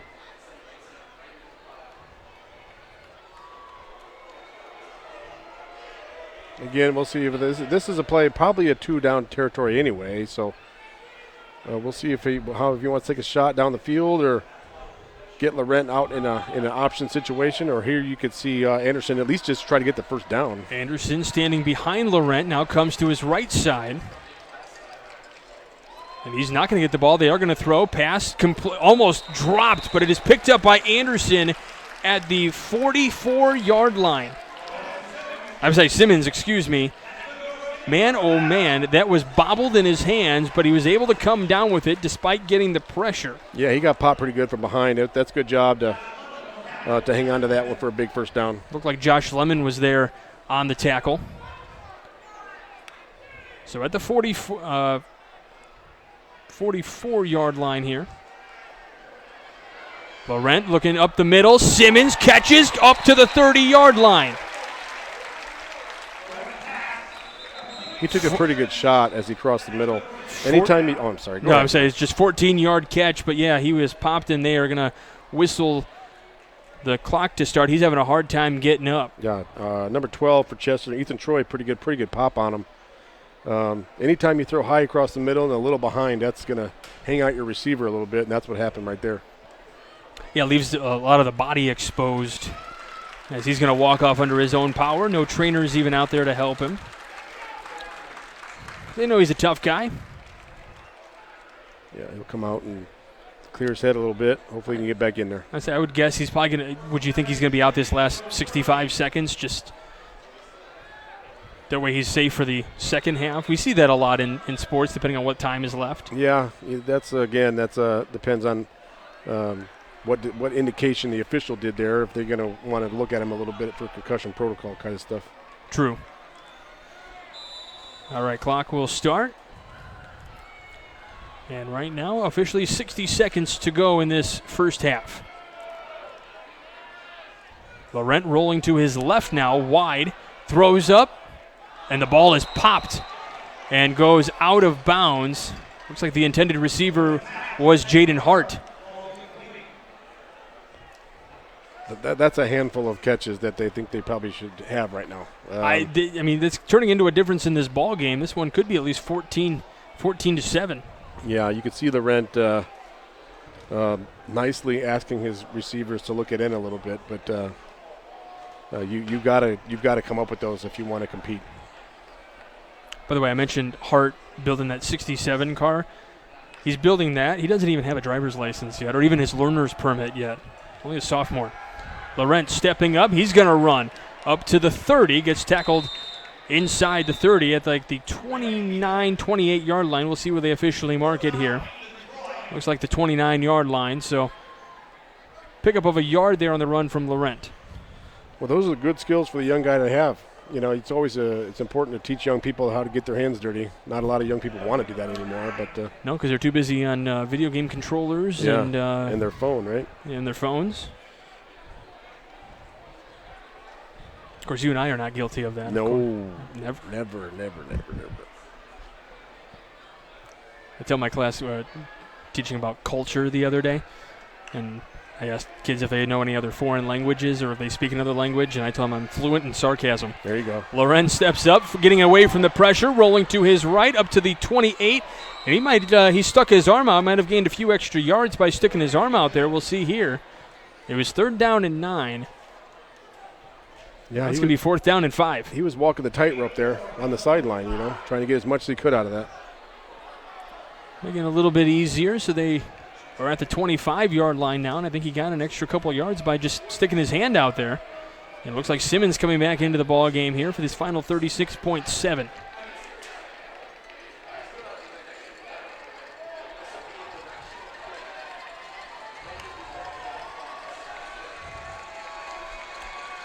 Laurent steps up, looking to his left, now gets the pressure on his left, is able to find a running room. He's got plenty of room to run, up to the 15 and slides down at the 15. He needed 5. He got more than that. I hope he's okay. He got popped on the slide. Yeah, definitely. A little awkward. Yeah, he went to slide and still got popped near the head area, and he is still down, kind of sitting up. And he is starting to get to his feet. He has gotten to his feet now. Ball on the 15. He is walking off, so he's probably going to come out of the game for a little while. We've already seen him come out of the game, and Tyler Bush came out onto the field, and that's exactly who the coaches are talking to. They're talking to Bush, and they're talking to Hart. Yeah, I hope Laurent's okay. He went down a little awkward. It was kind of like, should I go down? Am I going to get hit?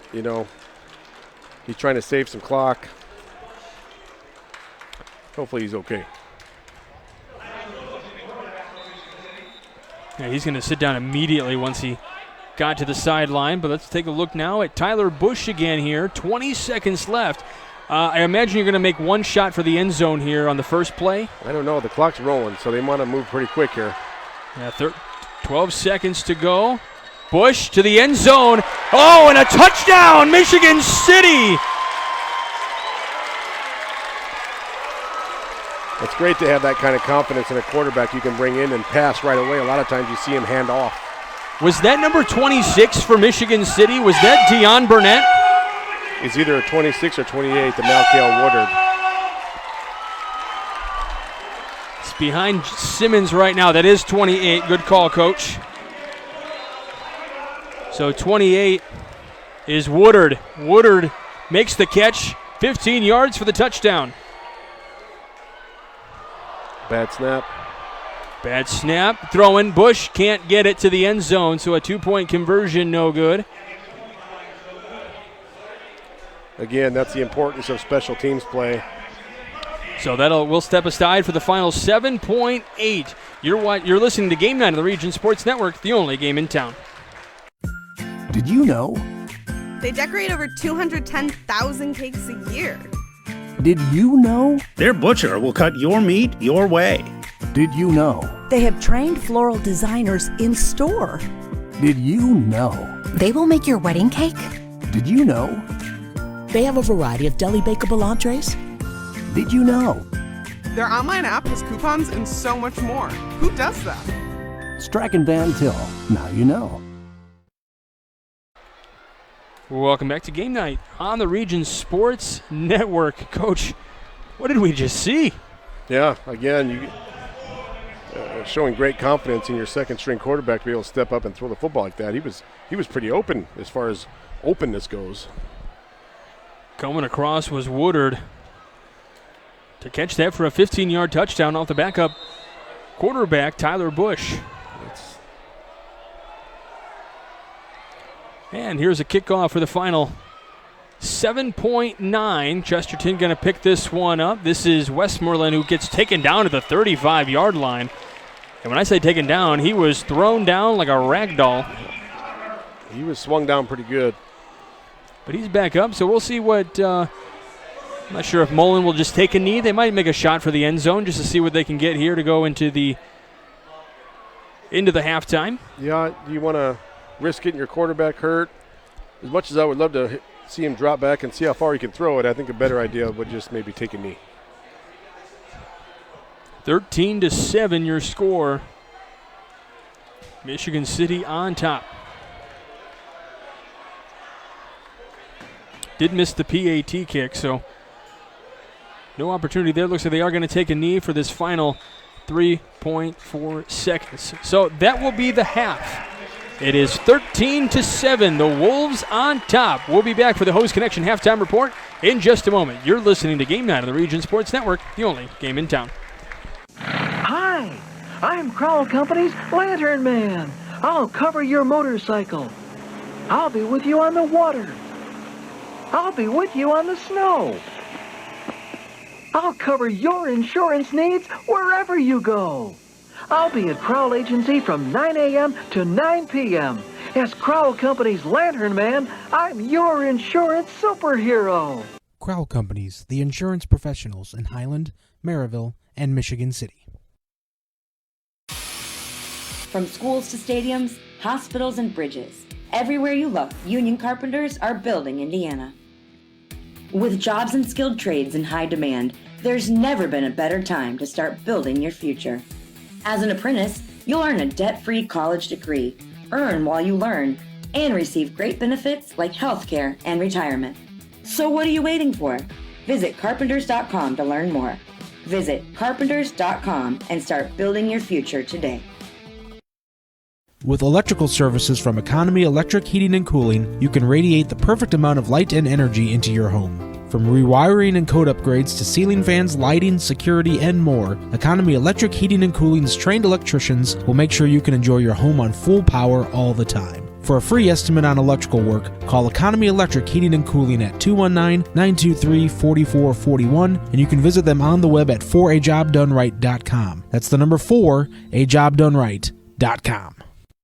Tech Credit Union is the better option for personal and business banking. Buy a car, remodel your home, pay for an education, expand your business. Tech Credit Union can help you do these things and more. You'll enjoy the latest banking services, but without the cost of the big bank relationship. With branches throughout the region, fee-free ATMs nationwide, and online services, they're convenient too. Learn more at techcu.org. Contact any branch or call 800-276-TECH. Tech Credit Union is an equal opportunity lender and federally insured by the NCUA.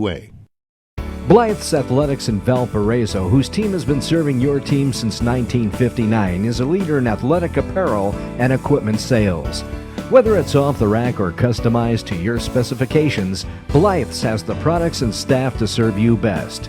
Trophies, embroidering, screen printing, athletic shoes, anything you're looking for, you'll find at Blythe's. Visit them today at teamblythes.com, where the athlete shops. Java Wave at your local Family Express is the perfect way to get your day started or keep you moving at any time. With 12 freshly ground bean-to-cup flavors to choose from, Java Wave at Family Express has just what you're looking for, whether it's hot or iced coffee. To see all of the delicious flavor options and to find a Family Express near you, log on to familyexpress.com/Java Wave. Four Seasons Mechanical proudly serves Northwest Indiana, providing quality, reasonably priced, reliable service. With a quality and comfort guarantee, the professionals at Four Seasons Mechanical offer a wide range of services in heating, ventilation, and air conditioning. Whether it's residential or commercial, Four Seasons Mechanical is there 24/7. To find out more, the website is fourseasonsmechanical.com or give them a call at 219-756-7020. Four Seasons Mechanical, your indoor air quality specialist.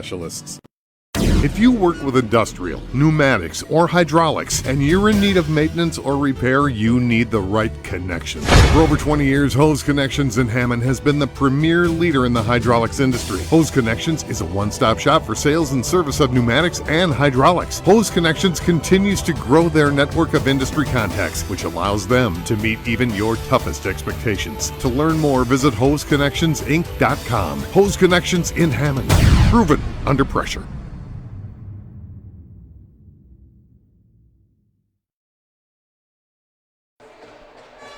You're watching the Hose Connection Halftime Report, brought to you by Hose Connections on Kennedy Avenue in Hammond.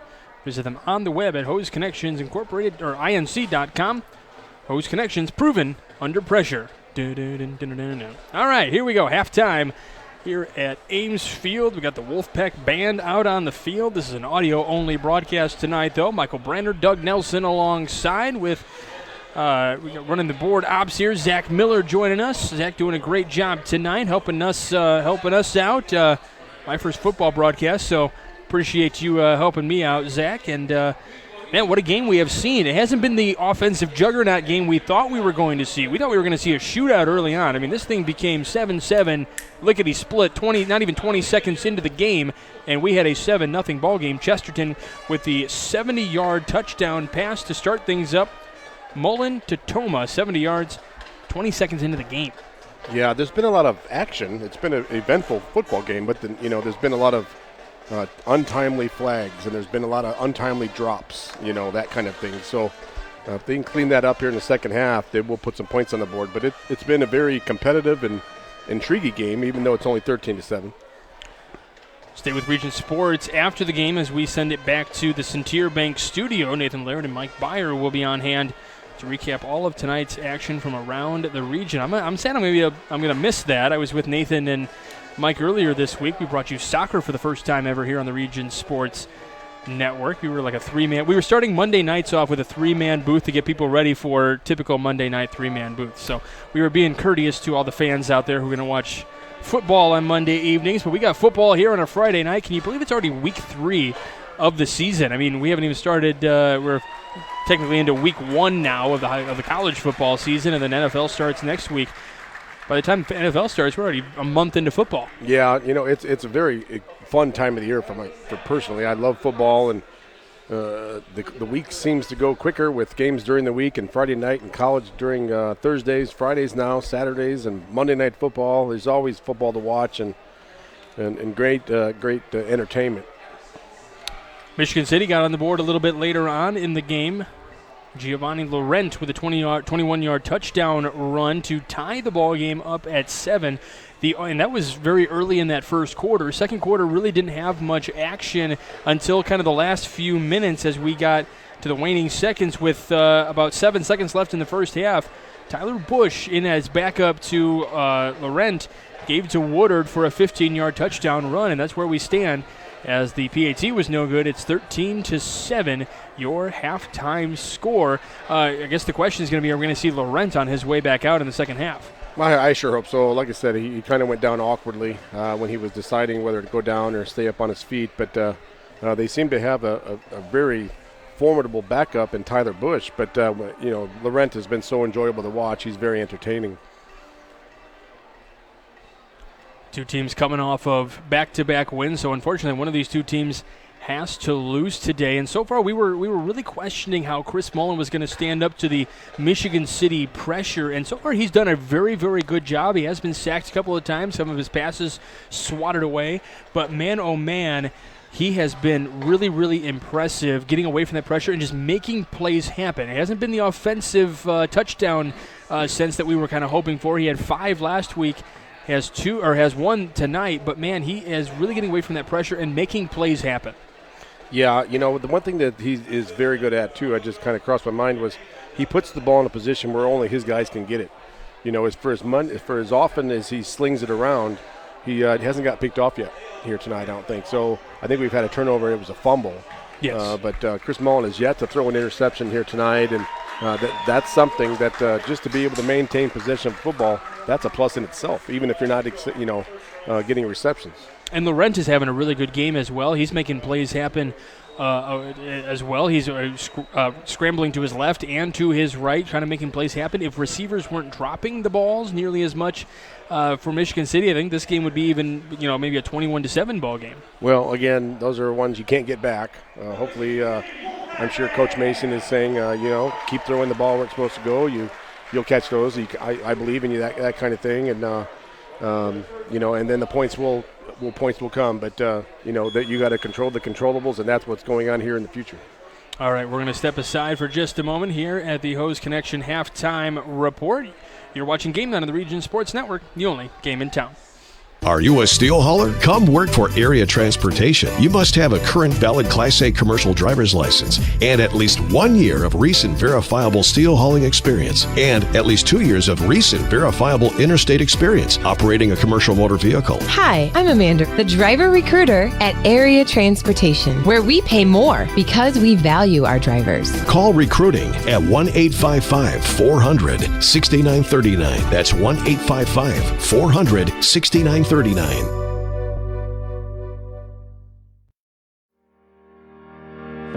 Toyota of Maryville, we take pride in being a one-stop shop for anything Toyota related.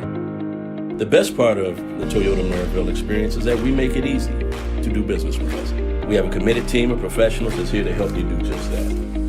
When you come in for service, we will welcome you and have plenty of staff on hand to handle your needs. And if you're looking for a new or pre-owned vehicle, Toyota Maryville sales team is the best in the business to help you with your buying decision. We practice what we preach. When we say we make it easy, that's exactly what we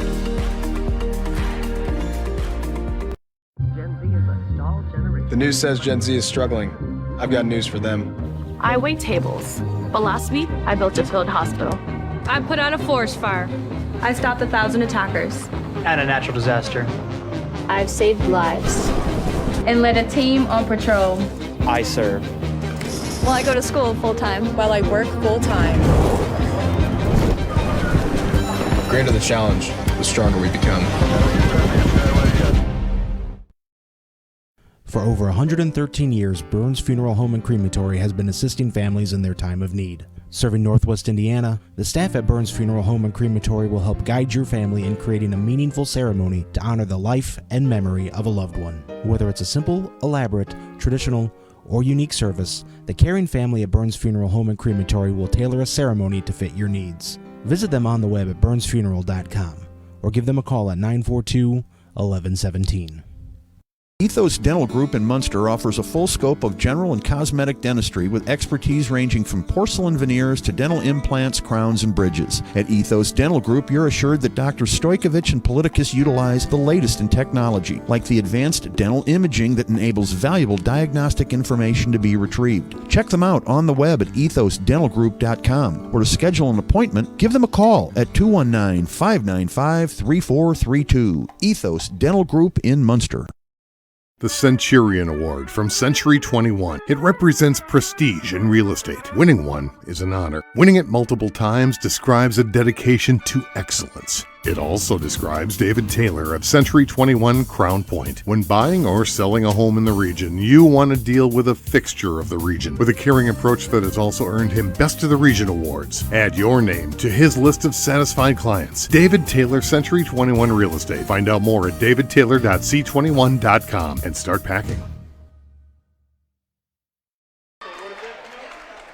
You're listening to the Hose Connection Halftime Report, brought to you by Hose Connections on Kennedy Avenue in Hammond. Visit them on the web at hoseconnectionsinc.com. Hose Connections, proven under pressure.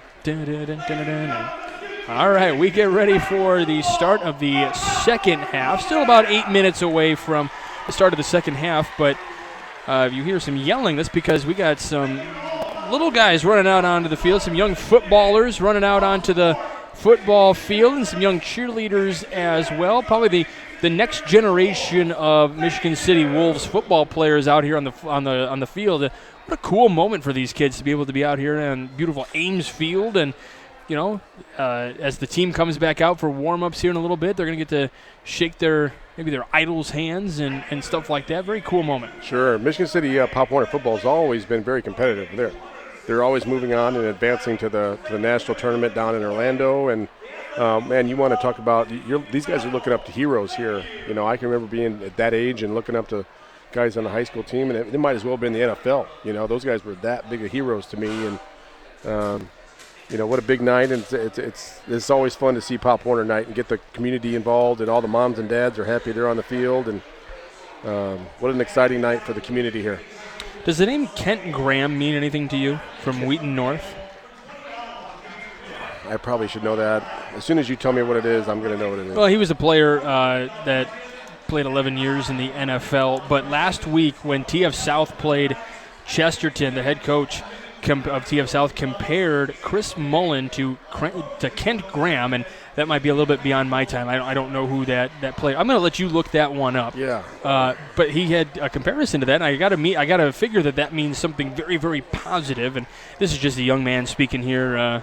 You know, I feel like an old man sometimes, but youngster trying to talk about that. You know, you found him already. Yeah, he looks like he played at Notre Dame, and anytime. And transferred to Ohio State. All right, we won't hold that against him. But anytime you can have someone that's made it, you know, to where these guys want to be, he can come back and say, I've been in those shoes, I've been in that uniform, I've been in that locker room. Just do what you're supposed to do, play your cards right, you know, hit the weights, hit the books, do everything you're supposed to do, and there's a real chance you can make it and follow your dreams. Well, and if he played 11 years in the NFL, obviously that's a very, very strong accolade. So for the TF South coach to compare Mullen to that type of player is obviously very, very high praise. And yeah, like you said, I mean, just putting your nose down and just doing the things you're supposed to do, and that was what a lot of things were said about Laurent as well.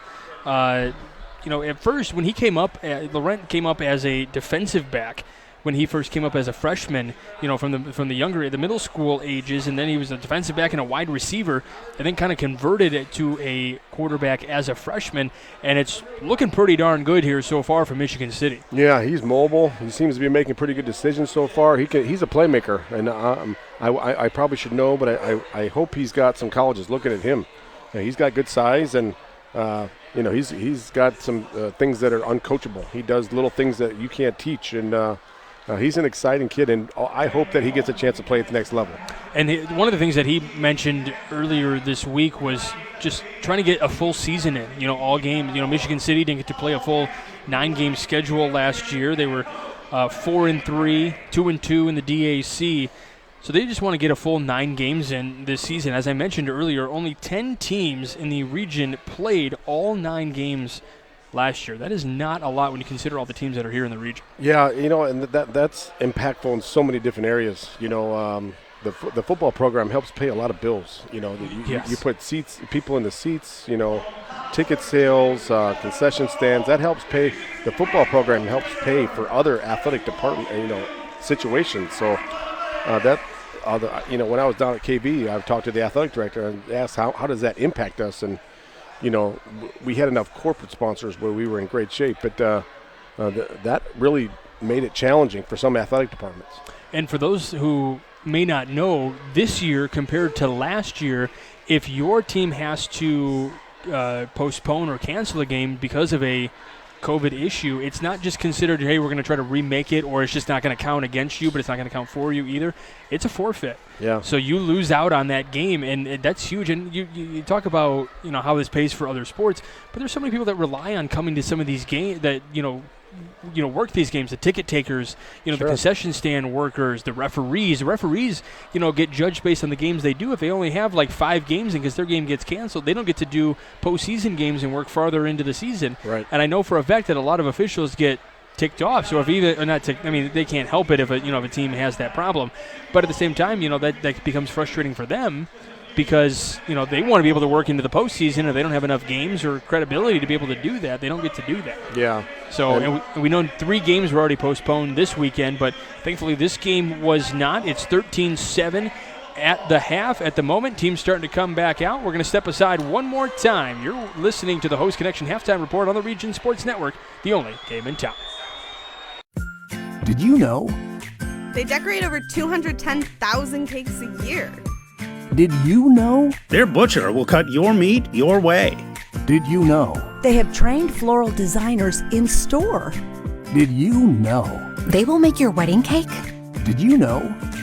They have a variety of deli bakeable entrees. Did you know? Their online app has coupons and so much more. Who does that? Strachan Van Til. Now you know. Hi, I'm Crowell Company's Lantern Man. I'll cover your motorcycle. I'll be with you on the water. I'll be with you on the snow. I'll cover your insurance needs wherever you go. I'll be at Crowell Agency from 9 a.m. to 9 p.m. As Crowell Company's Lantern Man, I'm your insurance superhero. Crowell Companies, the insurance professionals in Highland, Maryville, and Michigan City. From schools to stadiums, hospitals, and bridges, everywhere you look, union carpenters are building Indiana. With jobs and skilled trades in high demand, there's never been a better time to start building your future. As an apprentice, you'll earn a debt-free college degree, earn while you learn, and receive great benefits like healthcare and retirement. So what are you waiting for? Visit carpenters.com to learn more. Visit carpenters.com and start building your future today. As we close out the Coast Connection halftime report, less than a minute to go until we have the kickoff here from Ames Field for the second half. Coach, I'm going to have you do a little promo here first. Okay, we want to thank Toyota of Maryville for sponsoring high school football right here on the Region Sports Network. And when you're looking for your next new or pre-owned vehicle, visit Toyota of Maryville. Toyota of Maryville. We make it easy. That was good. Not easy to read. Maybe to buy a car. It was good. I liked it. It was perfect. First dry run there, you're good. And that's why I teach health. Well, you're like one rung above, like what do they say, gym, and then I'm one rung above you with social studies. So, we're at where you don't get tested. There's no state testing for our subjects, so we're good. It's the weekend, and it's a long weekend, Mike. This is true. You're asking a lot right now. All right, what are you looking for here, Coach? What does Mullen have to do to get Chesterton on the board again? Well, again, I think you've got to hit those slants. You're going to read that defense. The defense for Michigan City is really bringing their safeties up, and someone's going to have to make a big catch. And, the receivers for Chesterton has been doing a good job of hanging on to the football, positioning themselves to make the catch. And but the line's got to give him some time. Somewhere, somehow, he's got to give him some time and be able to look down the field a little bit. So we got about 3 more minutes until we get these guys back as Michigan City kind of warming up. So, yeah, Chesterton, we thought, on the second play of the game, they do that 70-yard touchdown bomb, and we thought this was just going to be a shootout from there, and it hasn't turned into that. And honestly, I'm okay with that because I love the way these defenses are stepping up and making pressure on the quarterbacks and making them do different things because it's making these coaches coach in a lot of different ways on the offensive side of the ball. I agree with that, and I also think moving forward, the good teams can control the clock as well. Yeah. So you want to maintain possession of the football, be able to run the football between the tackles, and we've had ideas of that. We've had glimmers of that with Raytheon Anderson from Michigan City, and Mullen's been doing a good job of moving the pylons himself. So, but you're going to have to control the ground game as well here to control the clock. So Michigan City up 13-7, as you can see on your screen. This is an audio-only broadcast this evening. Mike Brenner here along with Doug Nelson. Chesterton won this matchup last year, 21-13. So Michigan City's at that 13 mark. If Chesterton's going to step up here, they got a couple more touchdowns to get, or at least just one. But that win last year was the first time since 2015, and I'd have to go back and really ask players and coaches in the organizations if there was any COVID issues in that one, if the guys couldn't play. But yeah, Chesterton got the win for the first time since 2015 under Coach Phil Mason. He is 4-1 versus Chesterton here at Michigan City, going back all the way to 2016. So he's got a lot of success against this Trojan team. Yeah, he's got success against a lot of teams. Yeah. Coach Mason's been successful wherever he's been, and he's done a great job here at Michigan City. And as you mentioned, there are no easy games here in the Duneland, so any win against any Duneland opponent's a good thing. But Coach Mason, at this point, it's early. This is game one. You're not going to win the Duneland tonight, but it'll put you in a great position to do so. Yeah, week 3 means DAC action here between these two schools with a lot of success over the years in terms of their winning percentage. As we mentioned, Chesterton still looking for their first sectional championship in program history. Michigan City hasn't won since 2018, so trying to get off the schneids for either one of them. What does Laurent have to do? We do see him out there. He is warming up. He's standing on the 20-yard line right now, but we also see Tyler Bush over there. So I guess the question is going to be, depending on who's out there, what are they going to have to do? Yeah, Laurent looks kind of ginger, moving around a little slow. His body language, I can't tell if he's going back on the field or not, but, again, I want to see someone control the clock. I want to see someone move the sticks, keep the clock moving and see if somebody can sustain a long drive.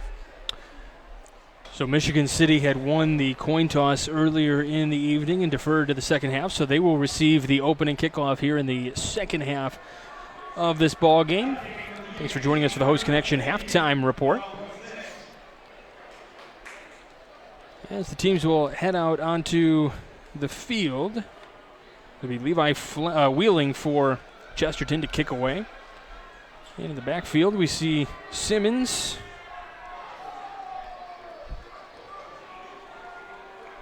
Also see for Michigan City, Keenan Tucker back and ready to receive as we start this second half. Michigan City up by 6. Wheeling kicks it away, and we're ready to go. It'll be Simmons at about the 14-yard line. He's going to break through and get up past the 35-yard line, tackle at about the 37. They give him the 38-yard line. Man, if he hadn't gotten tackled there, he was off to the races, and this would have been a kickoff touchdown. Yeah, that's how the game's been for Michigan City. They're one broken tackle or one catch away to making this, like you said, a 21-7, a 2-touchdown game real quick. So Michigan City will come out on offense. We do see Giovanni Laurent heading out there, as you mentioned, a little bit ginger. So I wonder how much he's going to be rolling out on these next few plays. Time will tell. We'll figure it out. Ball on the 37. It's 1st and 10. William Muskirk in motion, the tight end for Michigan City. The handoff to the running back. He juts forward up to about the 44-yard line. That was Hart. It was Jaden Hart. Again, that's what I want to see the second half. I want to see the clock move. Again, Michigan City is moving the ball 4 or 5 yards a pop. That's all you got to do. Don't over difficult things. Keep it simple. Move the ball, and then use that to set up the pass. You were asking about Laurent and scholarship offers. I was not able to see if he has given any, or I wasn't able to find any. Hart, though, has gotten offers from Minnesota, Purdue, Iowa State. Yeah. They've got some dudes here. Hand off to Hart again, trying to get up to the 50. He does break some tackles, and he's taken down at about the 48-yard line. He will move the sticks for a first down. Yeah, that was a little stretch play to the right. He bounced outside and got enough for a first down again. But this is kind of just going off of Laurent here. Normally he was rolling out, throwing the ball. Now all of a sudden 2 run plays to start this second half. So we'll see how he maybe grows into the feeling, in the pressure. And sure, and I agree with that. But the ability to run the ball sets up that action, Laurent, of rolling out and play action stuff. Handoff is to Woodard again. He's going to jut forward, and he's going to get tackled down inside the 35. Looked more like he got tripped up. Might have been on his own feet, but that's another first down for Chesterton, or for Michigan City, and again, more running plays. Yeah. I would imagine Coach went in there and challenged his team and his offensive line a little bit and create some holes. They've had some big holes here to run through, and they're moving the sticks and moving the clock, so this is the kind of football you need to move on in the postseason. Looks like Woodard in the backfield again. He's going to get the ball. Fumbled. It's fumbled. I'm sorry, that was Hart. It's fumbled, and it is picked up by Chesterton. Ethan Troy going to pick up that fumble. That's been the story of Michigan City's offense, is they keep shooting themselves in the foot. And then Chesterton's doing a great job of taking advantage of it and landing on the football. Now they have to see if they can move the football. A lot of people were wondering, Michigan City coming in 2-0 on the year. They beat South Bend Riley 62-0 to open up the season, and then beat Warsaw 35-16. Some people thought maybe that might be the statement game they need. This would be the statement game they need if they're going to hold on to this lead. But they are making mistake after mistake after mistake that could put them up in a huge margin if they really had connected on a lot of these. Yeah, if they just quit stubbing their toe and beating themselves, they would be in a great position. Mullen hands the ball off, running forward up near the 40-yard line. I'm going to wait to see the number as they get up. See a 2 at the end. It might be number 12. It's Ethan Troy. Ethan Troy again, yep. I got the handoff there. Again, you saw so many defenders keying on Mullen as even after he handed off the ball there. I think everybody was surprised that he actually handed off the football. Is Coach Mason going to take any pressure off, or are they going to let him, are they going to drop guys back? And if he doesn't have pressure, does that change the way he's going to start playing, do you think? It seems to me early in the possession, they have a safety back. Then later on, they put their ears back and go after the quarterback. And he's going to tries to push forward, bounces off a 1, gets up past the 45, near the 50, before he is taken down on the run. That looked like a designed run. That wasn't a rollout or a scamper. That was a designed run to the left. It was an 11-yard run, though, for Mullen to put them with another first down here. So a ball on the 48. It is 1st and 10, 9:22 to go in the third. Make sure you stay with us after the game as William the Crowd Company's Lantern Man superhero of the game. Crowd Companies are proud to recognize the superheroes on the football field. I love that when I go for my read, you instantly grab the... I'm just looking it over. I can't do any worse than I did last time. Mullen steps up, throws to his right, and the ball is going to be way out as he was targeting Stento. Again, though, he put that ball in a spot that only his guy could get it, Yep. No interceptions. Don't want to give the other team the football. When we say he's giving it to only where his guys can get it, credit to these wide receivers who are getting past, as we have a Michigan City player down, and I believe we are going to step aside for just I want to see who that. Well, we can say the number when we get back. We'll step aside. You're watching Game Night on the Region Sports Network, the only game in town. Tech Credit Union is the better option for personal and business banking. Buy a car, remodel your home, pay for an education, expand your business. Tech Credit Union can help you do these things and more. You'll enjoy the latest banking services, but without the cost of the big bank relationship. With branches throughout the region, fee-free ATMs nationwide, and online services, they're convenient too. Learn more at techcu.org. Contact any branch or call 800-276-TECH. Tech Credit Union is an equal opportunity lender and federally insured by the NCUA. Blythe's Athletics in Valparaiso, whose team has been serving your team since 1959, is a leader in athletic apparel and equipment sales. Whether it's off the rack or customized to your specifications, Blythe's has the products and staff to serve you best. Trophies, embroidering, screen printing, athletic shoes, anything you're looking for, you'll find at Blythe's. Visit them today at teamblythes.com, where the athlete shops. Welcome back to Game Night on the Region Sports Network. That injured player was Talijah Robinson, who was down. He has walked off under his own power. Got a nice hand from the Michigan City crowd. As it stands, though, the ball on the 48-yard line. Chesterton 2nd and 10. Just under 9 minutes to play. Toma in motion. Mullen feeling the pressure, and he's going to get taken down all the way to the 35-yard line. Yeah, that was another team sack right there. It's like number 6, number 11, number 6, Cornell Branch, the 4th, number 11, Jahari Branch. That was let's meet at the quarterback again. He didn't have a chance. Off to the 36. So a loss of 8 yards on the play. Go ahead, take 2, Coach. Here we go. We want to thank Toyota of Maryville for sponsoring high school football right here on the Region Sports Network. And when you're looking for your next new or pre-owned vehicle, visit Toyota of Maryville. Toyota of Maryville. We make it easy. That was better, man. That was better. That was like an A-. I thought about like drawing some lines where you should pause and everything, but it was good. Right. Mullen stepping up. 3rd down and 22. Long, deep pass, and it's going to be too long, and we have flags all over the field. And we probably are going to have pass interference. We have holding, it looks like, from the official over here. And the holding going to come against Michigan City, if that's what's going to stand. Well, I don't know what the near official called. This far official called holding. This official may call something different. I point like as if you folks at home can see that. You can't. I'm from my own frame of reference. Yeah, I don't know. The only call I have of the 2 officials that threw flags, the only one that I've seen definitively make a signal of any kind is a holding penalty against Michigan City. Yeah, the worst case scenario would be automatic first down. It was with Chesterton being so far behind the stick, so we'll see. So holding on Michigan City is what they're going to call. I don't know. Is that a spot foul? 15 yards from there or from the previous line of scrimmage? So they're okay. So that's going to put the ball on the 46-yard line now. Still going to be 3rd down. Trying to get up to the 42-yard line on the other side. So it's 3rd down and 12, which definitely seems manageable for Mullen here.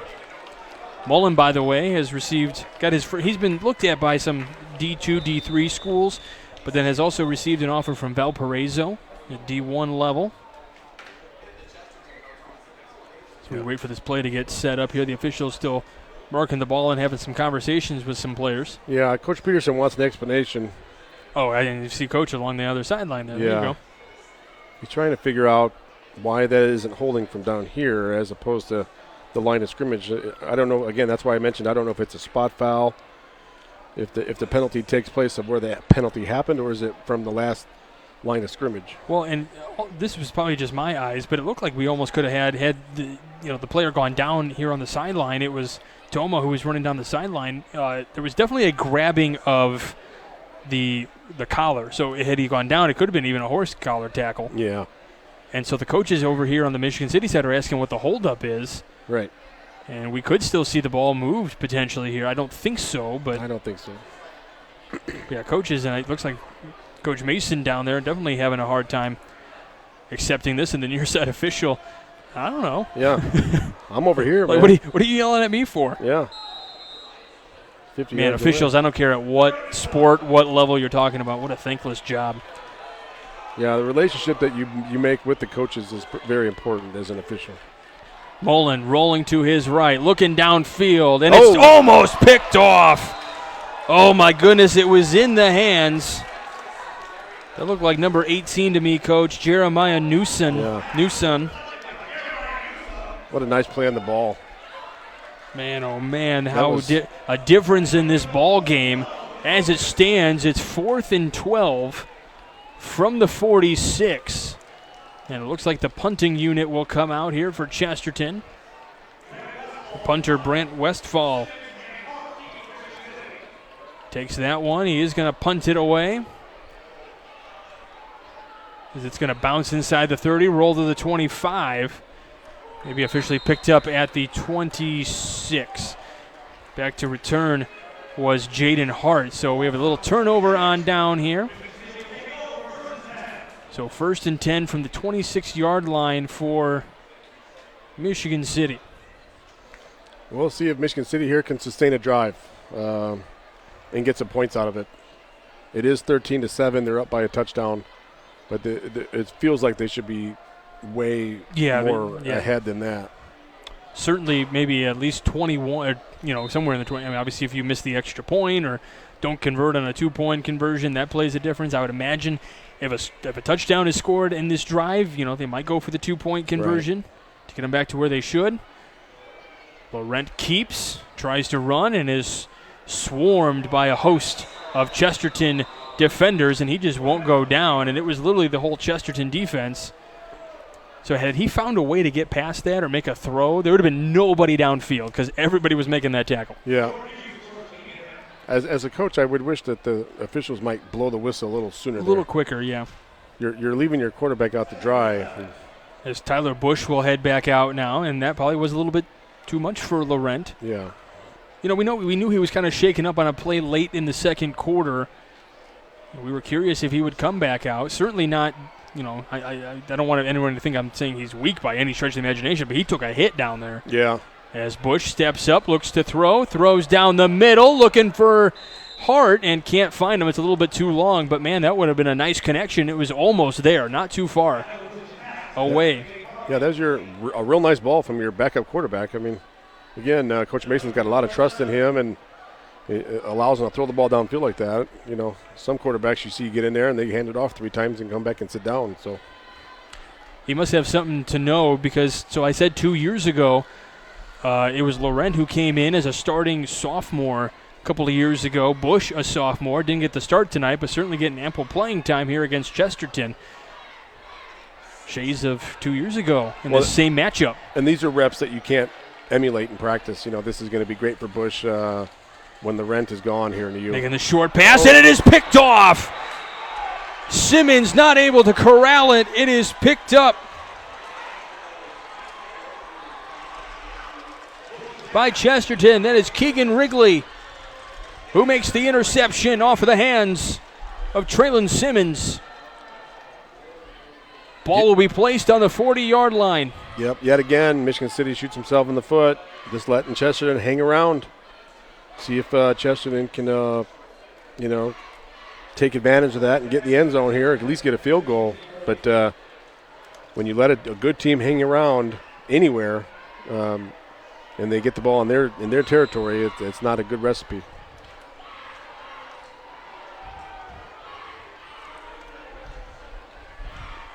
So Mullen will step back at quarterback for Chesterton. Rolling to his right, and we have a flag.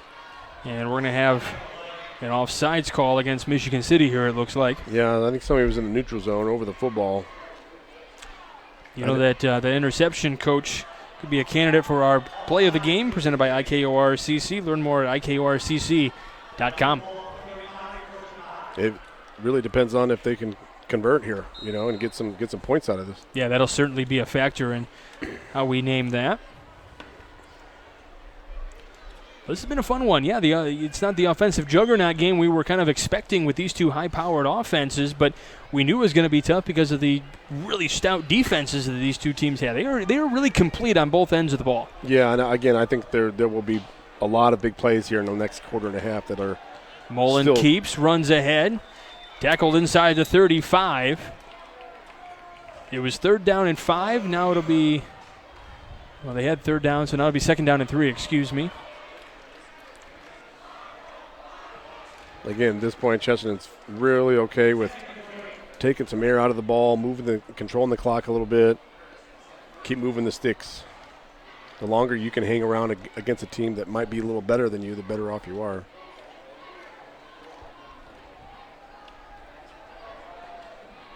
So 2nd down and 3 from the 33.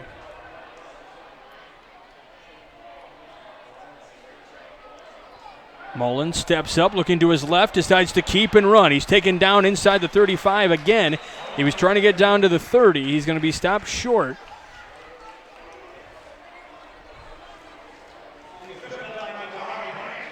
He did a great job getting back to the line of scrimmage there. The Michigan City defense had him back behind the line of scrimmage, but Mullins did a great job of stretching out and getting back, putting themselves in a good position here for 3rd down.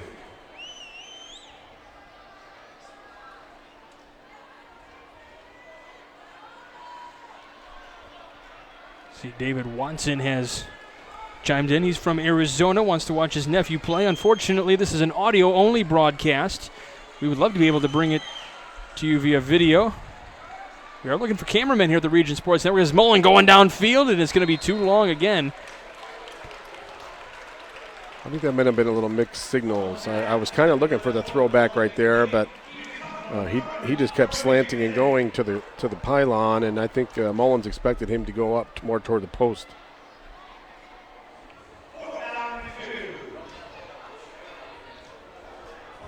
Some other people commenting on our feed. Jane Monroe. We do have Crown Point Maryville on our air tonight, I believe. I'm not up on 100% how our other games are going at the moment. Focused on this one here at beautiful Ames Field. Glad you're with us, folks. It's a good one. Chesterton driving here. It's 4th down and 2. And it's going to be a timeout taken by Chesterton. So we will step aside. You are watching Game Night on the Region Sports Network, the only game in town.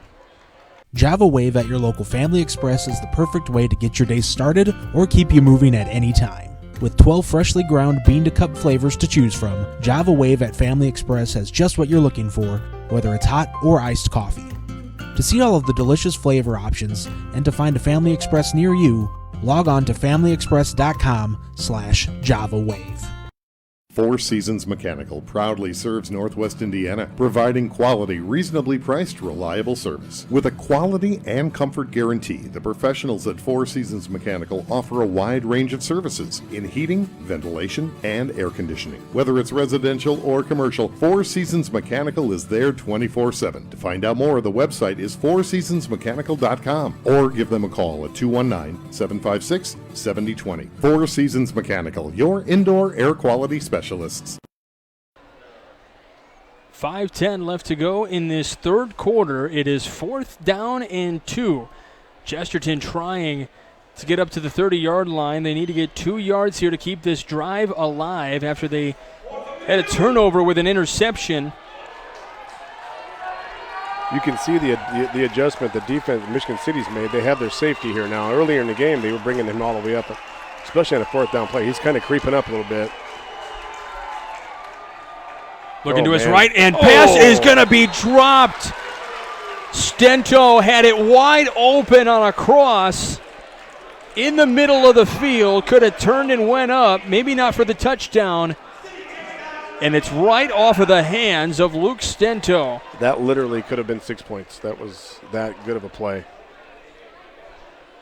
So it's a turnover on downs. Michigan City will step up, and Michigan City can exhale a little bit now, knowing like, whew, got lucky there. They got away with one there, and I think Michigan City needs to hear a good drive and get some kind of points on the board and get up 2 possessions here on Chesterton. And, Coach, I know you and I both have kind of rooting interests in this one, but Strachan Van Til hometown scoreboard update, another Duneland game. Lake Central up 14-7 on Portage. Yep. The Indians are up. Keeper here for Michigan City as they run ahead. It looked like might have been Raytheon Anderson again. He's my clock killer if I'm Michigan City. Just turn around and give him the football. Move the chains. And we've seen him make some really, really nice runs. Just guys who have a hard time taking him down as Laurent is back in the game for Michigan City. Yep. Anderson is in the backfield. Now moves to the right side of Laurent. Looking to block. No, he does get the football. He's going to move ahead, charging up to the 40, getting around the tackles, and gets slammed down at about the 42. He made it. His forward progress will bring him to the 41-yard line. Man, this kid is just a brick wall coming at you hard. Yeah. Moving the sticks, puts third down in a position where it's you have options. You can still run the football here or throw the football. You know, obviously we'll have the whole other quarter to go through. It's just under 4 minutes to go in the third, but certainly a candidate here for our Region Sports Network blue-collar player of the game. Brought to you by the Region Sports Network, the only game in town. Anderson keeps again. He charges forward up to the 40 this time. And so it's going to be 4th down and 2 as he got swarmed by the Chesterton defense as well, and only a gain of a yard there. They were ready for that one. Yeah, they were, and I'm really impressed with Chesterton's defense. I know Michigan City has shot themselves in the foot a few times here, but Chesterton, they're holding their own against a very high-powered offense, and they keep putting Michigan City in these 3rd and 4th down plays. It's not easy. So now the fans across the way over on Chesterton's side cheering on this 4th down play, trying to get a turnover on downs. Handoff is to Anderson, who gets stopped. He could not make it. Not even close. He got stopped at the 39. Couldn't even get back to the original line of scrimmage. So it's another turnover on downs with under 3 minutes left to go in this third quarter. We're just exchanging now. It's back and forth. They're moving down the field a little bit, but it's just these defenses are just looking so good. Yeah, Chesterton just they sold out right there. They brought the house, and that's a tendency kind of thing. They were in the setup that they were in, and Coach Peters, that's preparation. That they executed that very well, and again give themselves a chance to get back in the lead of the game. And this is not, this is obviously a tough game for Michigan City. If they can hold on to this lead, it would certainly be a big win for them. They're going to be running the gauntlet the next few weeks as Mullen hands off. And another big tackle made. Number 34 on defense. That is Hayden Dwornik. What a tackle on the running back in the backfield. But Michigan City running through the gauntlet. They have Valparaiso at Valpo next week, and then they have Maryville, and then they play at Lake Central. And I mean, Lake Central, obviously, we're not really sure who they are yet. They're 2-0. They hadn't given up a touchdown. They've given up only one so far this season based on the knowledge we have from that game over there, which you can see right here on the Region Sports Network. Not that we want you to tune off of this game, but that's a 14-7 ball game over there from the old burial grounds. 2:10 left to play here. Mullen moving to his right, trying to move forward. Going to get tackled, but he's not going to get any yardage there. It's going to be a loss of a yard. It looked like it wasn't Branch who came up and tackled him from behind. Could have been Emmanuel Hodgson. And we do have a Michigan City player down beyond the 20-yard line, nowhere near where the ball was. Yeah, hopefully another cramp. And that's what it's looking like as they're trying to stretch that one out. I think 18 Jeremiah Newsom was in on that tackle as well. He's been we've said his name a few times tonight, and he's been all over the place. But yeah, Michigan City's got. I mean, like we said, they have to run the gauntlet. Got to go to Valpo, host Maryville, two of the top teams, the two top teams in our Region Sports RSN top 10 poll. Then they play at Lake Central, and they've been having fantastic crowds. You're going to see Lake Central next week, as we'll have Crown Point and Lake Central on our air next week. Again, that's a game of two coaches that are really deserve the credit they get. That they are good men, Coach Bazia and Coach Good. Both new coaches, like you mentioned, both going to do great jobs at their respective schools, and both trying to build for the future. But Lake Central's been doing everything so far. By the way, we will have that Michigan City-Valpo game on our air here on Region Sports Network as well. So for those of you Michigan City fans,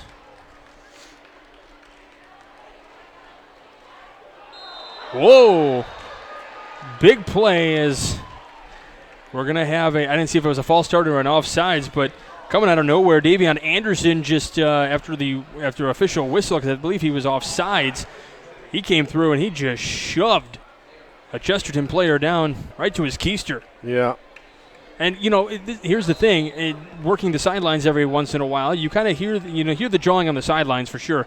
But you can hear some of the jawing going on out there on the field. So there probably were some not so pleasant words exchanged at some point in this ball game between the two. Well, a lot of these guys, and like you've mentioned, they've played Pop Warner against each other for years. Yeah. These guys have known each other. They've been competing against each other, and just grinding. And then they're all they all want the same thing, but and a little flip play, and this is going to be taken for a big play and pushed out of bounds. Ethan Troy getting the Chesterton first down and knocked out inside the 15 up to the 14.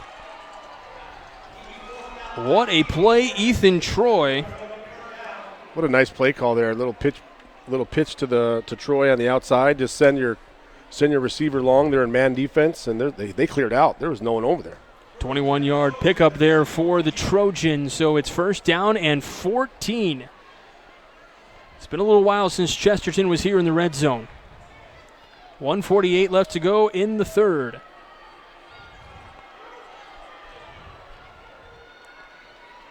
Man in motion, Mullen stepping back, drops up the middle, and Westmoreland almost comes up with it in the end zone, but it's just off the fingertips of Westmoreland. That play again was set up by the play action. Back to Troy, being able to run the football between the tackles allows you the play action and pulls up the linebackers. They have to commit to one or the other. So, again, that was a great – Mullins did a great job of putting the ball where it had to be, but it just couldn't come down with it.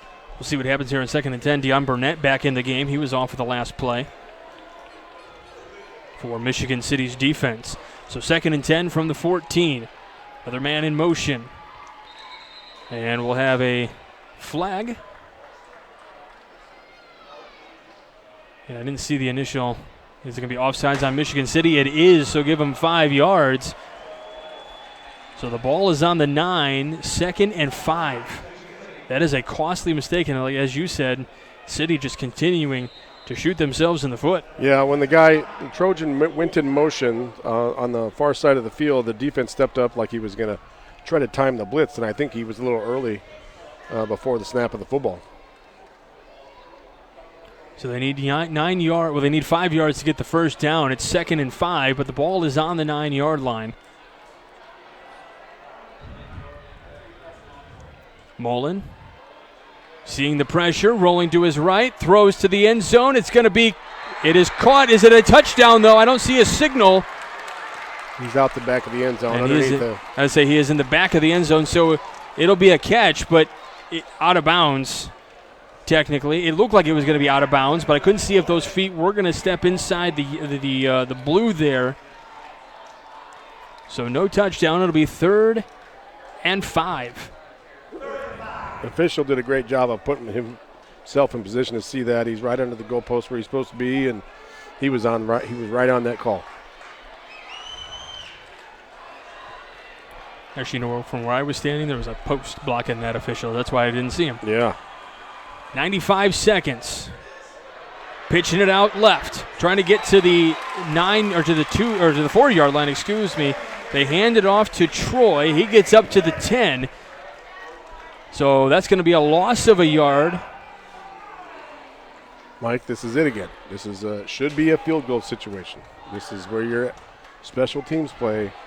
You should be able to send a field goal kicker out. It looked like in warm-ups their field goal kicker was making these from deeper than this, right? I mean, that's what we were seeing in the warm-ups. Those points are going to add up.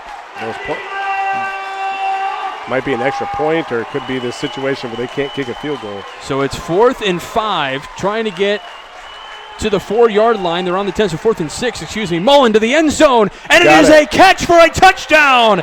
Chesterton It's to Westmoreland. What a play. What do we know, right? My goodness. You could have the 3 points, but we want 6 instead, looking for a 7th. We're tied at 13 at the moment. 45.8.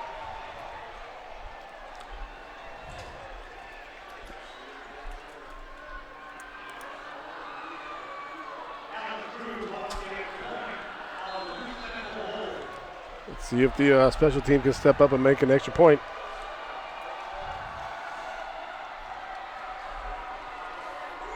Kick is up, and it is good. Alex Drews kicks it through for Chesterton, and they have the lead by 1.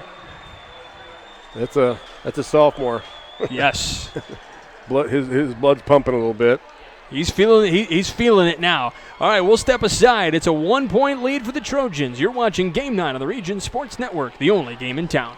If you work with industrial, pneumatics, or hydraulics, and you're in need of maintenance or repair, you need the right connection. For over 20 years, Hose Connections in Hammond has been the premier leader in the hydraulics industry. Hose Connections is a one-stop shop for sales and service of pneumatics and hydraulics. Hose Connections continues to grow their network of industry contacts, which allows them to meet even your toughest expectations. To learn more, visit HoseConnectionsInc.com. Hose Connections in Hammond.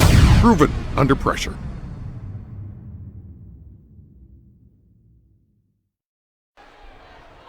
Welcome back to Game Night on the Region Sports Network. 45.8 seconds to go here in this third quarter. Chesterton just took the lead.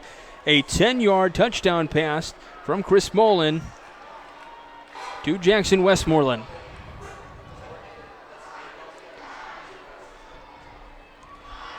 Let's see how Michigan City responds here.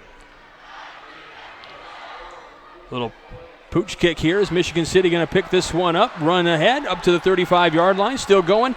And tackled near the 40-yard line. So a pickup around the 25-yard line. So a nice 15-yard return here with 40.1. And let's see if the Wolves can get this going here. They have some motor because they were leading by 6. And now they trail by 1. So they're going to have to get something into gear here. And what they're going to have to stop doing is making silly mistakes. Yeah. The return there by number 7, Kenan Tucker Jr. did a great. They're at the 40. The coaches would die for that. So Michigan City's just got to not get in their own way. They got to execute, play with freedom. Move the ball down the field and do like they were doing early in the first half, but just finish off drives. From the 40, 1st and 10 for Michigan City, and we have a. Oh, Phil Mason is not happy. He just had to call a timeout because they were going to have too many men on the field. Oh, he is beside himself. That's hard for a coach to swallow coming off the sideline for first down. I don't want to say he was going to lose his mind because last time I said that, we had a little incident on the Region Sports Network. But, man, he was going berserk on the sideline here. Yeah. Not happy. And, again, that's another case of shooting yourself in the foot. Now you just burned a precious timeout here in the second half. Absolutely. You can only worry about what's going on right now. You can't get too far ahead of yourself, and you can't look behind and say, man, I should have did this, I should have done that. You got to worry about this play right now, not the fourth quarter, not, oh, my gosh, we're losing.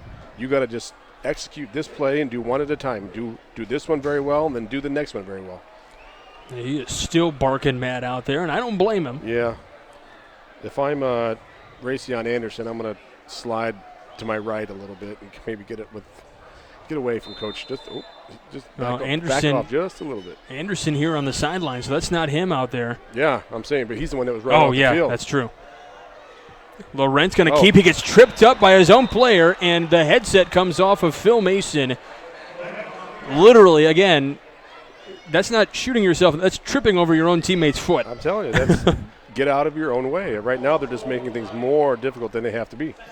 20 seconds left to go in this third quarter as the clock continues to run, and I think that's going to be the end of the third quarter. We'll have to see here. We'll see if they try to run a play. I'm going to guess no. It looks like they're trying to. If I'm Coach Mason, I'm bringing my team over and having a little heart-to-heart right now. 5 seconds. Oh, my goodness. And we have got guys running all over the place with 0.5 on the clock. Hence the fact that they should have just let that clock go a little bit. I mean, they need to get in control right now. Get together. He's telling them to stay out there. Yep. Exhale. I don't think. Does the clock start again right now when they wind it? I think the official potential. We'll have to see. I mean, I think because of the fact that it was a penalty, they'll start when. No, that's it. That's it. Okay. Yeah. I mean, it is 2nd 19. So that is, there we go. So they will pick up at the 31-yard line on the other end of the field, as that is the end of the third quarter.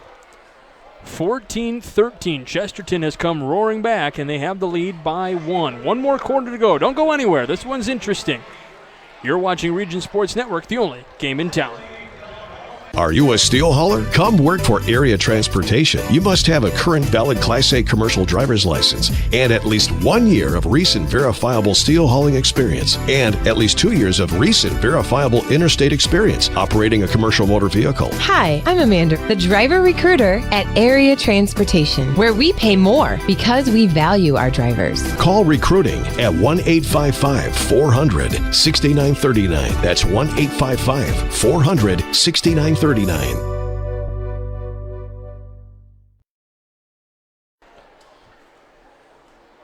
Welcome back to Game Night here on the Region Sports Network. We've got a Streck and Van Til hometown scoreboard update. Let's take you over to Doug Nelson. Doug. It looks like Lake Central got the win over Portage 14-7. You can knock off that excitement real quickly. I'll share more scores when I get it. And I bet Mike won't not have the same excitement that just happened right next to me. Well, this is audio only. They weren't supposed to know that. That was supposed to be between me and you. Yeah, I have those students in class. we could see each other again in the postseason. I had Xavier Williams in class. Oh, and another opportunity for Michigan City there. The pass incomplete to Simmons.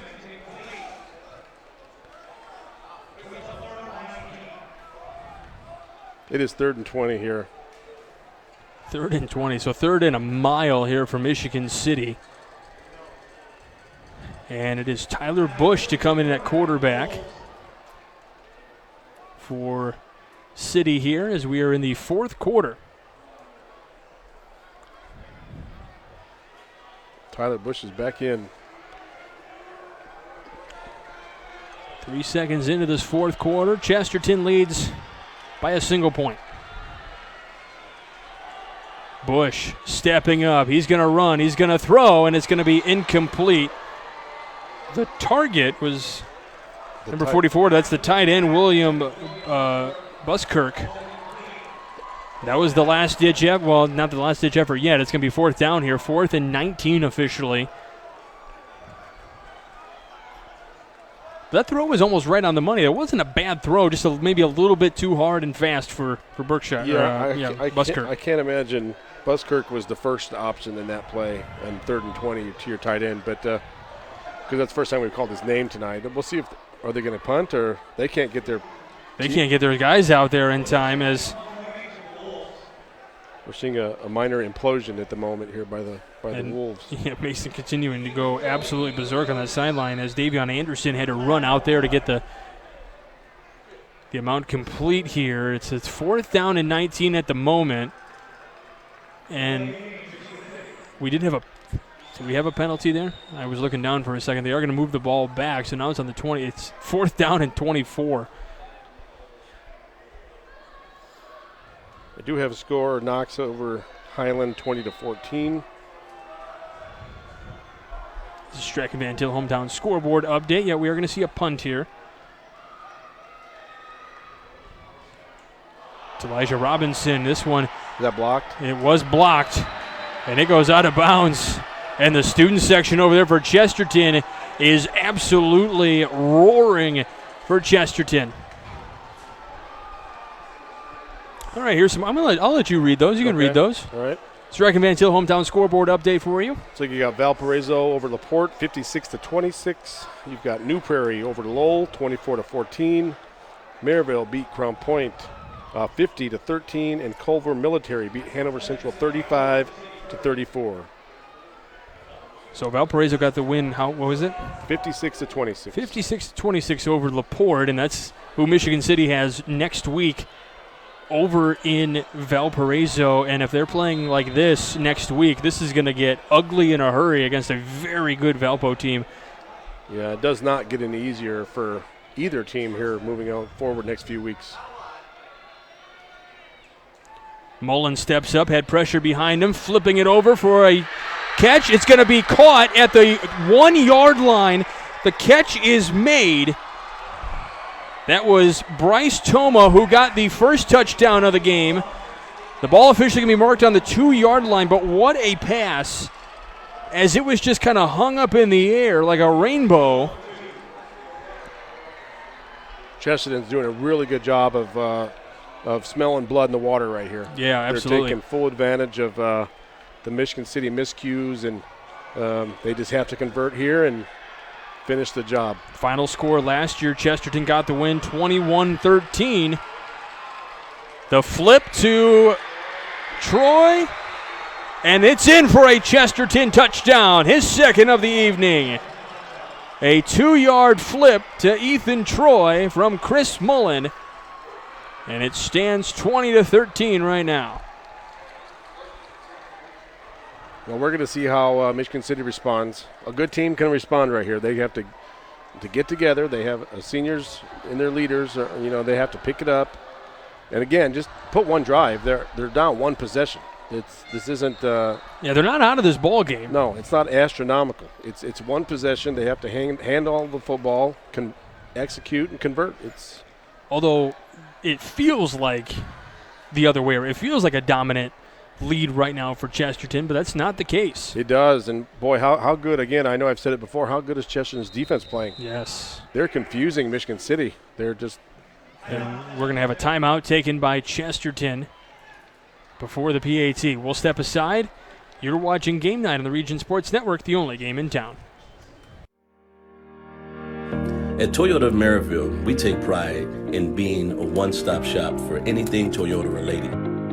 The best part of the Toyota Maryville experience is that we make it easy to do business with us. We have a committed team of professionals that's here to help you do just that. When you come in for service, we will welcome you and have plenty of staff on hand to handle your needs. And if you're looking for a new or pre-owned vehicle, Toyota Maryville sales team is the best in the business to help you with your buying decision. We practice what we preach. When we say we make it easy, that's exactly what we do.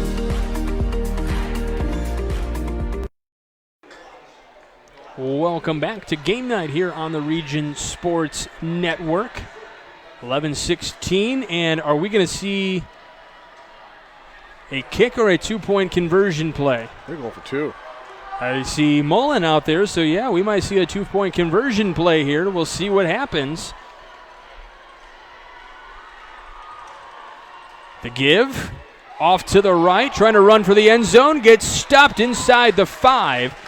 So won't get the two-point conversion. I couldn't see who the runner was. It might have been Toma. Another guy down from Michigan City. Yeah, Michigan City going through the leg cramps again. So here's where the door can stay. Here's where Chesterton is giving Michigan City an opportunity, because Michigan City missed the PAT earlier in the game after the second touchdown. And now Chesterton not going for the extra point, going for the 2. It's a 7-point ball game. Yeah, Coach Peter, I'm sure he saw something on film where he thought he had a play there from 2 yards where they can get a couple yards, get in the end zone. But on the flip side of that, they kick an extra point. The worst you can be is a tie. That now you're right. Yeah, because that would force Michigan City into the two-point conversion. Right, and there's a long way to go. 11 minutes, a long way to go here, but which Michigan City can still do the two-point conversion, but to take the lead. You would take the safe. I would assume you take the safe bet to tie, right? The way this game has gone, you don't want to be greedy, I guess. And we've also learned to assume nothing. That's a good point. We've seen some fourth down calls that I would have thought of a punt or a field goal, and nope, we're going for it. So stay with Region Sports after the game as we send it back to the Centier Bank studio. Nathan Laird and Mike Byer will be on hand to recap all of tonight's action from around the region. Certainly a lot to discuss in this matchup here between Chesterton and Michigan City. Coach, let's go take 3. Hey, here we go. We want to thank Toyota of Maryville for sponsoring high school football right here on the Region Sports Network. And when you are looking for your next pre-owned vehicle, visit Toyota of Maryville. Toyota of Maryville. We make it easy. Okay, that was like a B-. I'm going to speak here to Zach Miller for a second, but that sheet you're referring to, we don't have one. So that's all right. We'll make it up. We'll just write things down on the fly. There you go. We do have our award winners to name. We got our Crowd Companies Lanterman Superhero of the Game, the IKORCC Play of the Game, and then certainly the Region Sports Network Blue Collar Player of the Game. Now, Westmoreland has been, I thought it was him before that was doing the kickoffs. He's been doing the kickoffs. We were told the kicker was going to be Levi Wheeling, so I don't know. I hope he's okay. Yeah, they've been doing little pooch kicks all night. They don't want to give it back to the Michigan City Speedsters, so they're going for fair enough. Trying to hit little pockets there where there's nobody at, maybe get an onside kick. That's it, because Levi Wheeling is number 8, and when I saw the kicker going, I saw an 8, but I'm like, that's too close to the rib cage or to the side where, you know, it would be normally centered from my vantage point. Are they going to do it again? Are they re-kicking this? We must have missed a penalty. Well, you back them up. The ball went out of bounds, so they back them up, and they've decided they want to have Chesterton and do it again. Yeah. So this will send Westmoreland back to kick, and it looked like he was a left-footed kicker. If I'm Michigan City, I think about bringing my guys up here. Simmons deep to receive the kick. Looked like it's also Keenan Tucker as well. And the left-footed pooch kick here at about the 30, and it's taken up to the 45, up to the 50. What a return. That's Keenan Tucker. The exact opposite of what Chesterton wanted to do there, but hey, it works out for Michigan City. Yeah, the ball came up and took a really nice bounce for him. He caught that on the run. He was going north-south right away. And they're going to mark it at the 48, so they are in Chesterton territory already here with 11:09 to go. Again, though, they're in good field goal position. Here we go. Let's see if they can convert. Tyler Bush is behind the center right now. Laurent is taking a play off. So the clock will start, and here we go. Looks like he's going to keep, and he's going to run all the way to the 35. Just tackled before the 35-yard line up to the 36, so a first down. Tyler Bush having himself quite a game as a freshman, certainly a candidate of that Region Sports Network blue-collar player of the game. Yeah, for sure. He really stepped up and keeping Michigan City in the ball game and see if they can march the ball here 36 yards to the end zone. Well, we mentioned it was 2 years ago that Laurent got his very first start as a sophomore, and it came in week 3 here against Chesterton. And now Tyler Bush having himself quite a game. The handoff to the running back. He charges ahead up near the 25, up to the 26. That is Woodard again. Again, just, Chesterton's got to find a way to try to keep them out of the end zone or even give up 3 points here. But if Michigan City just simplify, move the football, keep it simple, and hit holes. In the event, because they have it's second down and 1, or no, it's got to be first down, right? Yeah, first down at the 26. If you get to a position where you get to a 4th down again and you're not in the end zone, does Phil Mason still try to go for it? Well, he could. I don't know his confidence in his kicker. But the keep by Bush, and he gets met right at the line of scrimmage, tackled beyond the 30-yard line, so a loss of about 5 yards. No, they say the forward progress is at the 29, so a loss of 3. So the ball on the 20, they have it on the 29-yard line. Got about 2nd and 12. Yep.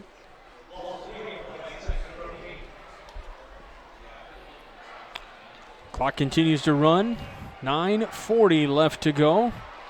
20-13, Chesterton on top. They're trying to just hold this. Defense has got to step up here if you're Chesterton. Snap. Bush looking to his right. throws to his right, finds Simmons up near the 20-yard line, and he's tackled out of bounds. At the 20-yard line, the tackle and push out of bounds is made by Josh Lemon over there. That's an impressive throw for a quarterback, especially a sophomore. That's from the near hash to the long sideline.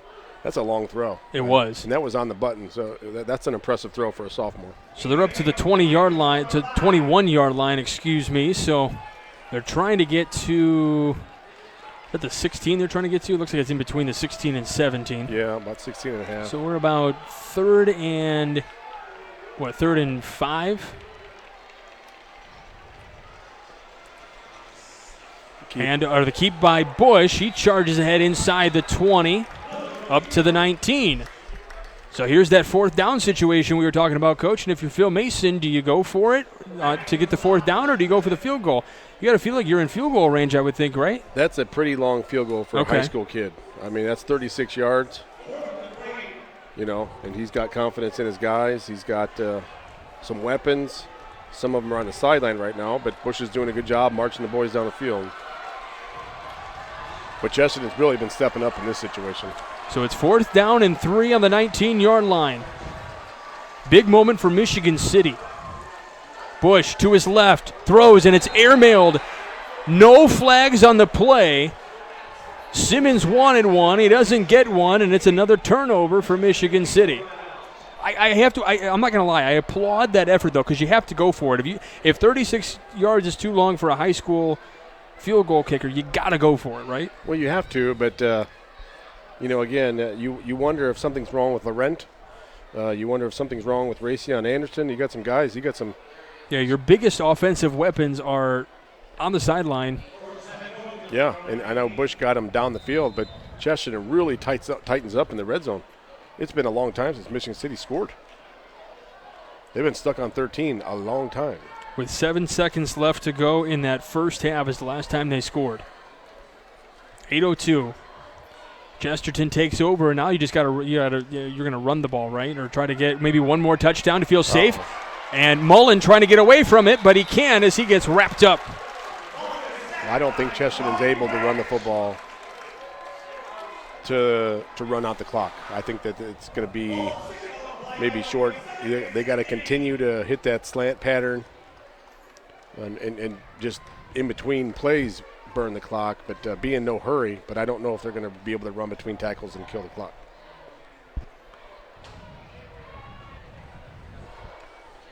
So it'll be 2nd and 15.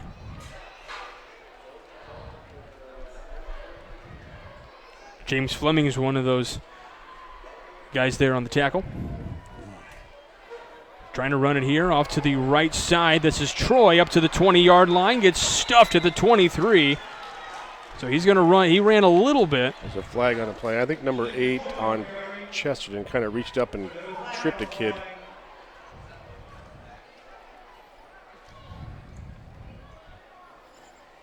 I was impressed there by number 79 from Chesterton, Jorge Ortiz. He pulled. That was a pull play for the lineman. He was all the way out in front leading the charge. And but that was great effort by him right there, blocking for the running back down the field. Yeah, so the penalty is against Chesterton, as you pointed out, Coach. So 2nd and 16 or 2nd and 15 coming up. We got another Michigan City guy down, cramping up.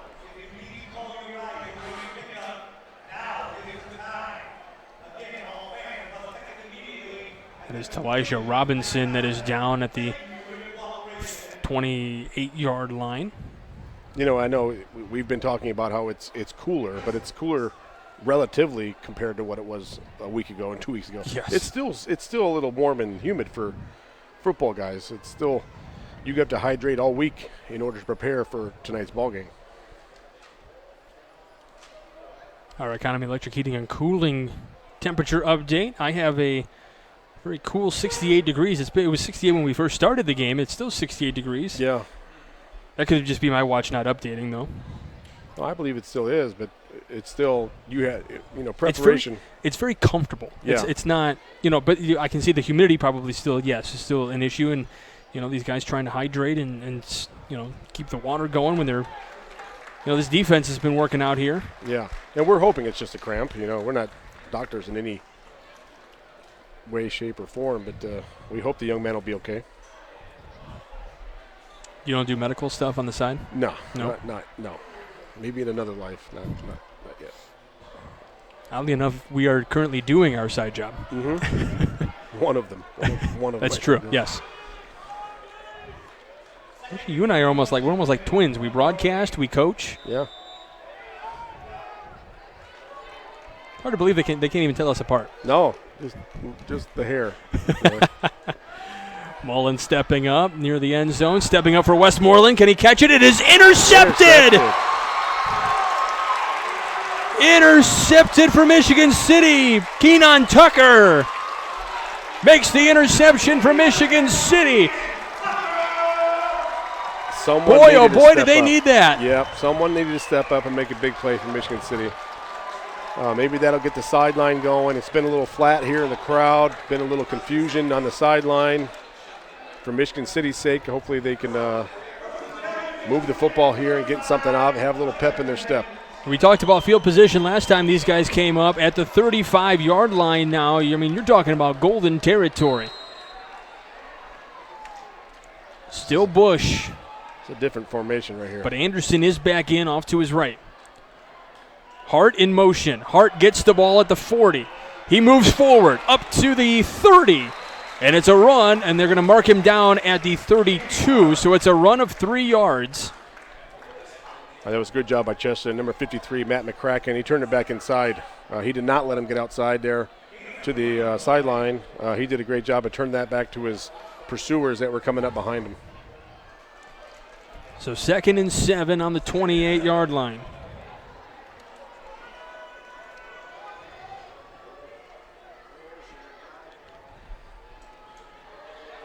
Keeper by Bush. He charges forward up to the 26, so it's going to be 3rd down and 1. 6:08 left to play. Again, that was McCracken in the middle. He just tripped him up. He just tripped up Bush, and Bush might have still been running otherwise, but McCracken was on the ground, just reached up and got a piece of him to slow him down. So certainly the guy that has been stepping up in this game and really keeping this one right now where it's at. Bush heading back out there. A pivotal moment for Michigan City here. About 5:30 to play. Ball on the 26. It's 3rd and 1. They try to move forward. Can they push the pile? It's going to The depend on official the spot. looks like it's just shy of the 30. We'll see how they mark it. Based on where the official's standing and where he's got his hands up, it looks like it might be short. Let's see what they say. I think he's about half a yard short. Yeah, that's what I'm thinking too. About half the football. Yeah, they have it about inches short, so get out your index card and see if they bring out the chains. And if you're Phil Mason, you're going to ask for a measurement, right? I mean, why not? Set up a play. Well, they're not doing that. They're not, but I guess deep down you know nothing's going to change. They're still going to keep that spot there. You don't have the ability of replay, if you will, to... Yeah. So 4th and inches for Michigan City. They push the pile, and that'll be a first down. He got a false start, I bet. Oh, wait a minute. Do we have a flag? There's a lot of movement over there on the offensive line. Having a conversation, our 2 officials. Yeah, it's a false start. Unbelievable. Again, the momentum that you were building, it was 4th and inches, and that'll be 4th and 5. That's a lot different than 4th and inches. Yeah. Yeah. But by about 5 yards. Sure. And I don't even teach math. Yeah, that was quick math there, but Common Core stuff right there. 4th down and 5. 4:20 to go. Michigan City needs a score. Bush to the left side. He finds Simmons at the 25, now 20. Tackled inside the 20 at the 18. A big play. Needed a big player. And Tyler Bush makes it happen. That was a great pressure play there by Traylon Simmons. Nice grab. He's had a few go through his hands here tonight and stepped up and made it when it mattered there. Simmons has had himself quite a good game.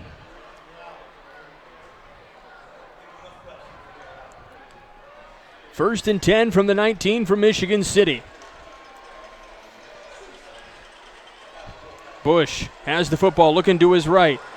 Pumps it, throws to his right. Catch is made. It's Jaden Hart for the Michigan City touchdown. Right side of the end zone.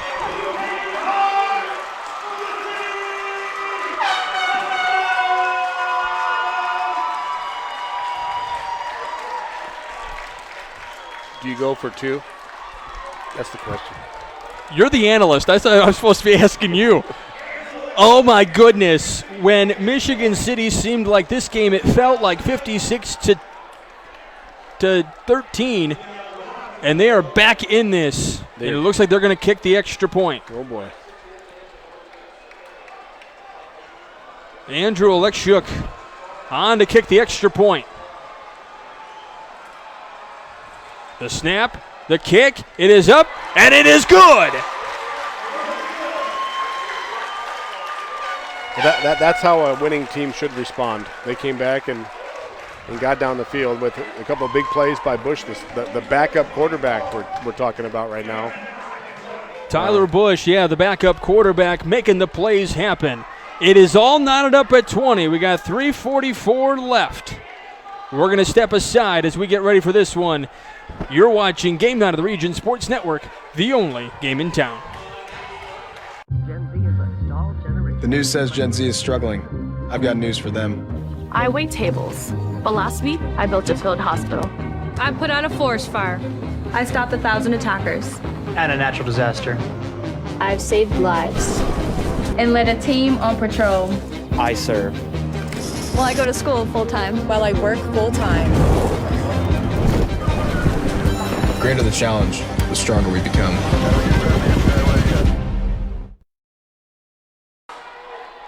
Welcome back to Game Night here on the Region Sports Network. We've got a good one here from Ames Field in Michigan City. 3:44 left to go in this one. We're all knotted up at 20. Thank you for joining us on this audio-only broadcast on the Region Sports Network. Mike Brenner here along with Coach Doug Nelson. Alekshuk going to kick off here to Chesterton. What a response by Michigan City. A little pooch kick here, and it's going to be picked up from Chesterton and taken down at the 35-yard line. That's an interesting play. That's Chesterton. a great job. Yeah, by Keegan Wrigley, just to take it and lay on it. They want possession of the ball right now. Don't need to get fancy. That was a good job. And 35-yard line is not bad field position to start for Chesterton. Now, the nice thing for Chesterton is that they've got 3:43 to work with. They can milk the clock and make a score late in the fourth quarter here if they really want to. Yep, they control the game right now. If they can control the clock and move the football and put themselves in position. But Michigan City certainly did what they had to do and to respond and get the game tied. Despite all the troubles they've had throughout this game, you can wash those away to an extent at the moment. Mullen steps up. Hands off, and he is swarmed behind the line of scrimmage. A loss of 3 yards on the play. There was Troy on the carry. Sorry. No, you're fine. This goes back to timeouts and burning timeouts early in the second half. Coach Mason had to do that. He might need those later. But that right now it's about getting off the field and giving your offense a chance. But if it was me, I'd be pinning my ears back and put the pressure on Mullins like they did in the first quarter. It's second down and 13. The big Mo on the side of Michigan City right now. The ball on the 32. Mullins steps up, getting pressure from his left side. He's got room to throw. He's got a wide receiver. It is a catch.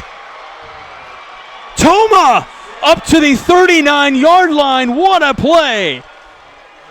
What a catch and throw right there. Mullins did a beautiful job of keeping the play alive. We thought, and they picked up the block, protecting the backside of his quarterback. Again, control the clock. There is no hurry here. You got plenty of time. That's a lot of time to go.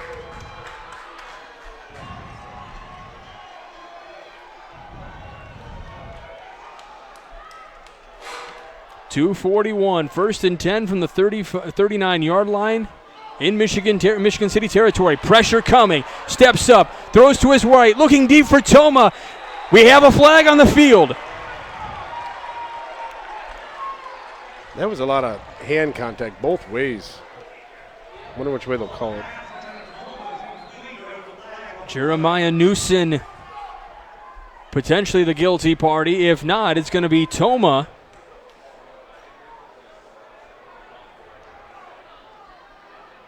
And it's going to be defensive pass interference. Wow. They were jostling back and forth, Mike, and that's why the Michigan City sideline's not real happy. There was contact both ways.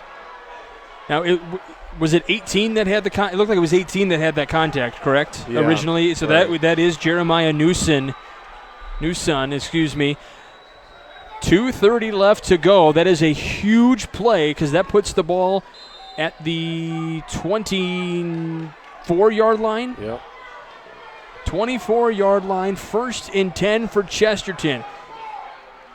They're trying to answer this quick score with a quick score against Michigan City here.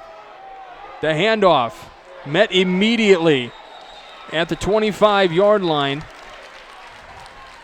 That was Troy on the carry. Right now, if you're Troy or any of the Trojans, you want to keep two hands on the football. Michigan City's, coming for the ball. You need to two hands on the ball. You want possession here and give your field goal kicker a chance here if you have to. Or I'm sure Coach Peterson's got a couple plays here that he has not shown yet that might get him closer to the end zone. Can I just point out, I love that there's a guy named Troy on the Trojans team. Yeah, that was fate, right? Under 2 minutes to play. Snap to Mullins. Mullins, pressure coming, has time, gets taken down at the 35-yard line. A lot of pressure coming in from the defense. Yeah, if you're Chesterton, that's not what you wanted right there. You just took him out of field goal range. Now Coach Peterson's forced to call a timeout. Imarion Hodgson in on the tackle. Hayden Dwornik in on the tackle and the sack of the quarterback. We'll step aside for a minute. We got 90 seconds left. You're watching Game 9 of the Region Sports Network, the only game in town. For over 113 years, Burns Funeral Home and Crematory has been assisting families in their time of need. Serving Northwest Indiana, the staff at Burns Funeral Home and Crematory will help guide your family in creating a meaningful ceremony to honor the life and memory of a loved one. Whether it's a simple, elaborate, traditional, or unique service, the caring family at Burns Funeral Home and Crematory will tailor a ceremony to fit your needs. Visit them on the web at burnsfuneral.com or give them a call at 942-1117. Ethos Dental Group in Munster offers a full scope of general and cosmetic dentistry with expertise ranging from porcelain veneers to dental implants, crowns, and bridges. At Ethos Dental Group, you're assured that Dr. Stojkovic and Politicus utilize the latest in technology, like the advanced dental imaging that enables valuable diagnostic information to be retrieved. Check them out on the web at ethosdentalgroup.com, or to schedule an appointment, give them a call at 219-595-3432. Ethos Dental Group in Munster. Welcome back to Game 9 of the Region Sports Network. Tense moments here at Ames Field in Michigan City. 2020 game, 90 seconds left on the clock. Chesterton with the ball on the 36-yard line of Michigan City territory, but it's 3rd down and 22. Let's see what the defense couple of safeties back, it looks like. Yeah, Jeremiah Newson's back. You cannot let anybody get behind you. You're number 18 from Michigan City. Always coming up. Toma in motion. Mullen looking to his left. Finds in the middle, and it's taken down. That is Stento. Taken down inside the 30 at about the 28-yard line. So they got some of that back. It's going to be 4th down and 14. So you probably wanted a little bit more if you could. You're looking at about a 44-yard field goal, which I don't think that's an option right now. So right now you're going to milk the clock. And 60 seconds left. Yeah. Huge 4th down play coming up here. Mullen with the snap. Getting the pressure. Moving to his left. Throws the deep ball down the field. And it's gone in the end zone. Westmoreland Holy cow. Chesterton, touchdown!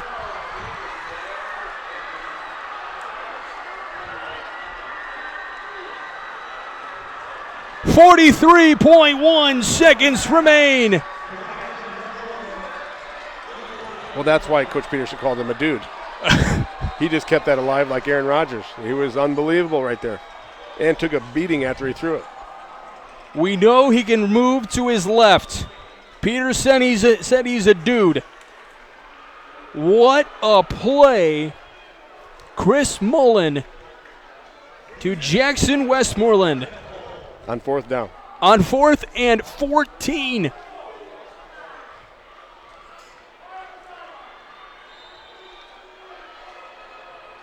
Waiting for the kick to take place. And we have a whistle.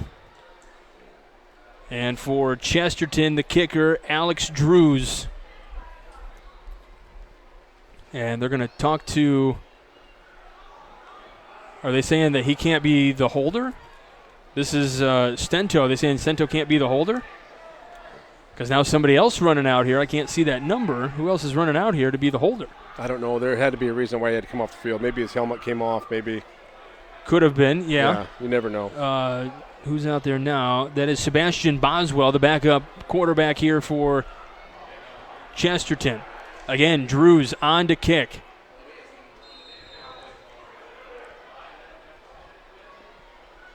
Here's this hold. The kick is up, and it is good. 27-20 is your score. Certainly a highlight play for Chris Mullen in his career. We will step aside. You are watching Game Night on the Region Sports Network, the only game in town. The Centurion Award from Century 21. It represents prestige in real estate. Winning one is an honor. Winning it multiple times describes a dedication to excellence. It also describes David Taylor of Century 21 Crown Point. When buying or selling a home in the region, you want to deal with a fixture of the region with a caring approach that has also earned him Best of the Region awards. Add your name to his list of satisfied clients. David Taylor, Century 21 Real Estate. Find out more at davidtaylor.c21.com and start packing.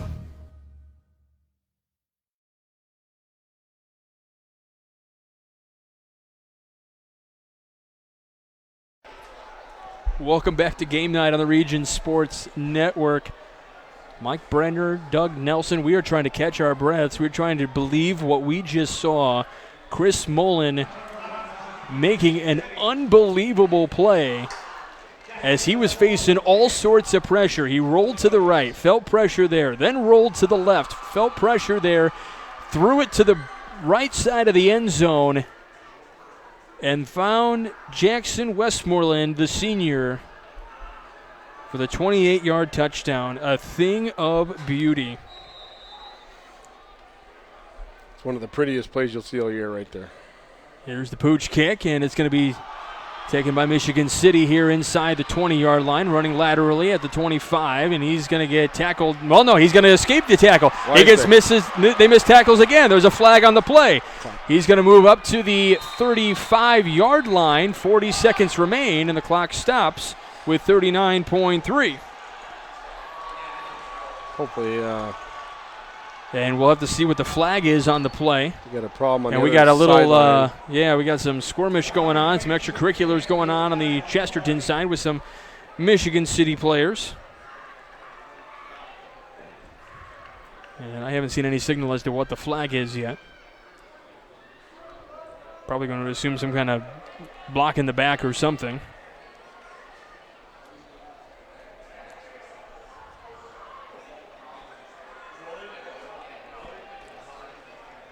Officials still gathering here.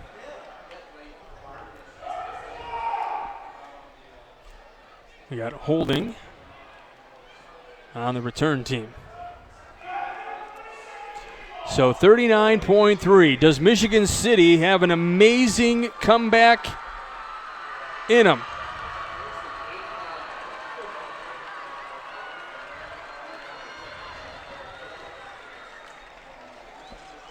I want to thank all of you for joining us here on this audio-only broadcast between Michigan City and Chesterton. It's been a good one all the way through. We might be one of the only games left of the evening. 39.3 seconds. Bush trying to throw to his right. It's incomplete. 2nd and 10 as Michigan City on the Chesterton 11-yard line. Yeah, based on what you looked there, we might be the only game left on going on in the region, in the entire state of Indiana. In the state of Indiana, yeah. Not too bad. We're a little 5 after 10. 36.8. Little American League high school football game.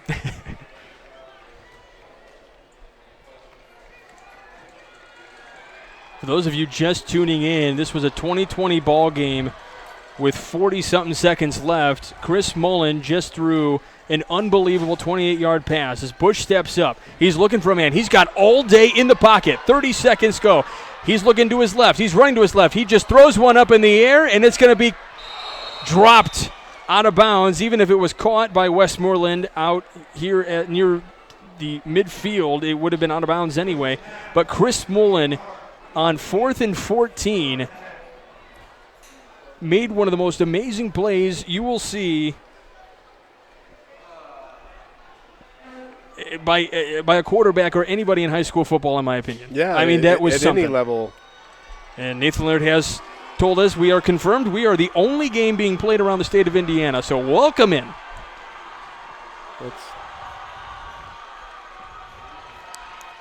If you're Michigan City here, you can get a couple first downs. You don't have to start. It's not that crazy. Just get a couple first downs. Get yourself in position to take some shots at the end zone. Bush rolling to his left, stepping up in the pocket, gets swarmed by Chesterton. One of those defensive players.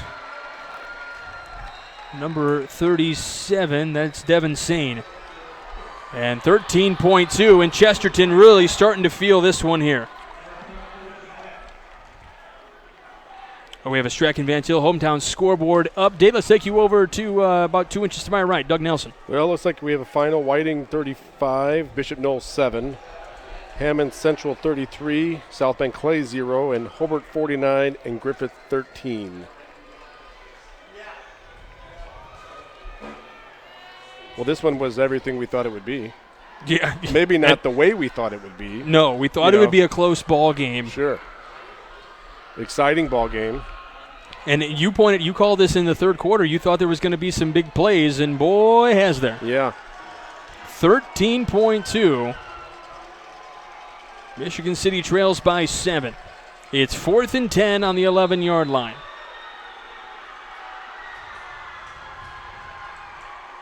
Stepping back. Bush airing it out. Simmons makes the catch at the 44. The 43. 6.4 seconds to go. Keeps the game alive. Simmons makes the catch from Bush. Timeout, Michigan City. And Michigan City going to call their last timeout. No more timeouts this final 6.2. Let's keep it here. What are you going to, you probably have, time for 2 plays, right? Maybe. You got to make a quick, maybe get it down to the 35? Yeah, you got to give him a chance.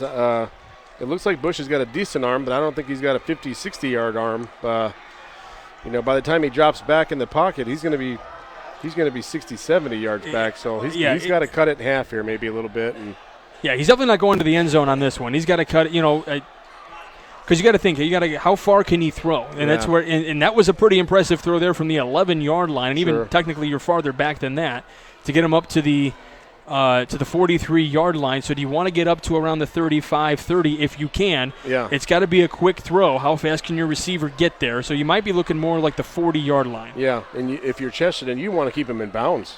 Exactly. That's all you want to do. The game's over. I think Michigan City's out of timeouts. Just keep him in bounds. You look at 17. He's playing on the border. He's just saying you can have anything you want.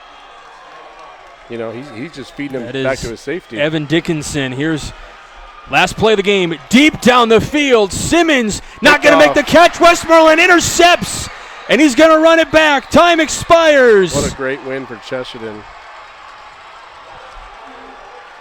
Westmoreland intercepts the final pass of the game from Bush, who has stepped up in a big-time way. Chesterton gets the win, 27-20. We have awards to hand out. We will step aside for a moment. We'll calculate All of that, we'll figure out the awards. We'll be back in just a few moments. You're watching Game Night on the Region Sports Network, the only game in town. Did you know? They decorate over 210,000 cakes a year. Did you know? Their butcher will cut your meat your way. Did you know? They have trained floral designers in store. Did you know? They will make your wedding cake? Did you know? They have a variety of deli bakeable entrees. Did you know? Their online app has coupons and so much more. Who does that? Strachan Van Til. Now you know.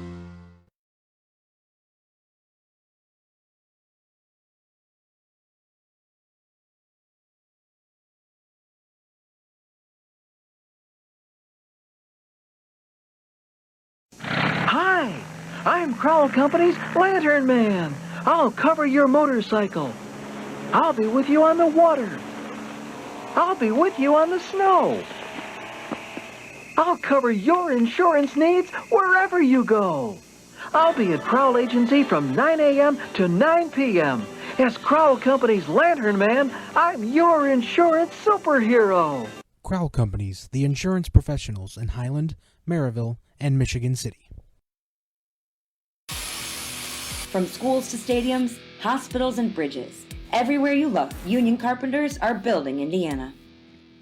With jobs and skilled trades in high demand, there's never been a better time to start building your future.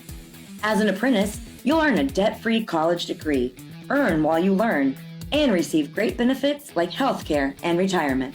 So what are you waiting for? Visit carpenters.com to learn more. Visit carpenters.com and start building your future today. With electrical services from Economy Electric Heating and Cooling, you can radiate the perfect amount of light and energy into your home. From rewiring and code upgrades to ceiling fans, lighting, security, and more, Economy Electric Heating and Cooling's trained electricians will make sure you can enjoy your home on full power all the time. For a free estimate on electrical work, call Economy Electric Heating and Cooling at 219-923-4441, and you can visit them on the web at 4ajobdoneright.com. That's the number 4ajobdoneright.com.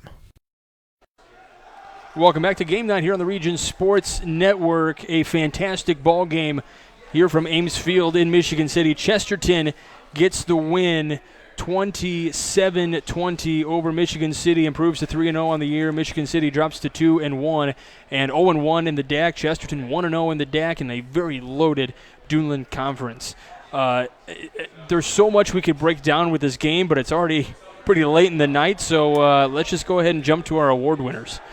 Let's go first with the Crowell Companies Lantern Man superhero of the game. Crowell Companies, proud to recognize the superheroes on the football field.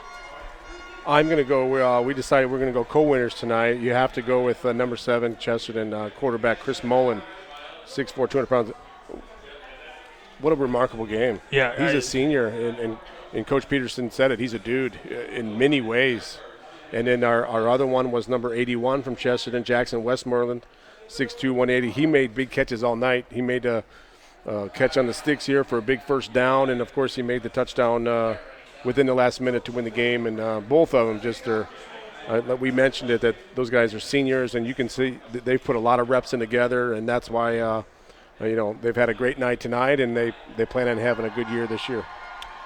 So a great candidates for our Crowell Company's Lantern Man superhero of the game. It's time now to name the play of the game presented by IKORCC. Learn more at IKORCC.com. That had to be, 43 seconds left. Mullen to Westmoreland in the end zone. 28 yards when it looked more like 40 or 50 yards the way he was scrambling and rolling around. So that's the kind of play that will make ESPN somewhere. But and hopefully they both get a chance to play at the next level. But what an amazing play and a chance to propel your team on the road for a Duneland win. It's an unbelievable play. Yeah, I mean, it was 4th and 14, 40-something seconds left. Mullen just scrambling to either the right and the left, and then found Westmoreland in the right side of the end zone, just past the sticks for an incredible touchdown. Certainly, so that's a great play for our IKORCC play of the game. And now the blue-collar player of the game, brought to you by the Region Sports Network, the only game in town. We went with the Michigan City backup quarterback, number 5, Tyler Bush, 6'1", 180, sophomore. So Laurent went out for whatever reason. He looked a little gimpy, like he said, late in the first half. He got hurt, and he never looked the same. So Tyler Bush stepped up and kept Michigan City in the ball game, gave him a chance to win there at the end. But he's going to be a tough kid, and that's a sophomore. So these reps will do nothing but help him down the road, and we expect big things from Tyler in his future. Yeah, absolutely. So the sophomore coming up big on the anniversary of Laurent's 2-year debut as a sophomore. So something about these Chesterton, Michigan City matchups as sophomore QBs coming in here. That's a perfect candidate for our blue-collar player of the game. Our executive producer, Chris Ramirez, coordinating producer, Nathan Laird, your broadcast crew tonight, myself, Michael Brenner, and Doug Nelson. A big thanks to Zach Miller for making us sound great on the game production tonight. Craig Shaman, the athletic director, big thanks to him here at Michigan City. Phil Mason and Mark Peterson, the coaches from Michigan City and Chesterton, respectively, for helping us get prepped for this evening's game. And again, of course, all of you listening on regionsports.com and facebook.com/regionsports. Without you guys, we wouldn't be able to do what we do. So thank you very much. Stay tuned. We'll have Week 4 action and more highlights from Week 3. And actually go back to the Centier Bank Studio because we've got some post-game coverage to keep bringing you at the Centier Bank Studios. Nathan Laird and Mike Byer are standing by, so stay tuned to that. You've been listening to Game Night of the Region Sports Network, the only game in town.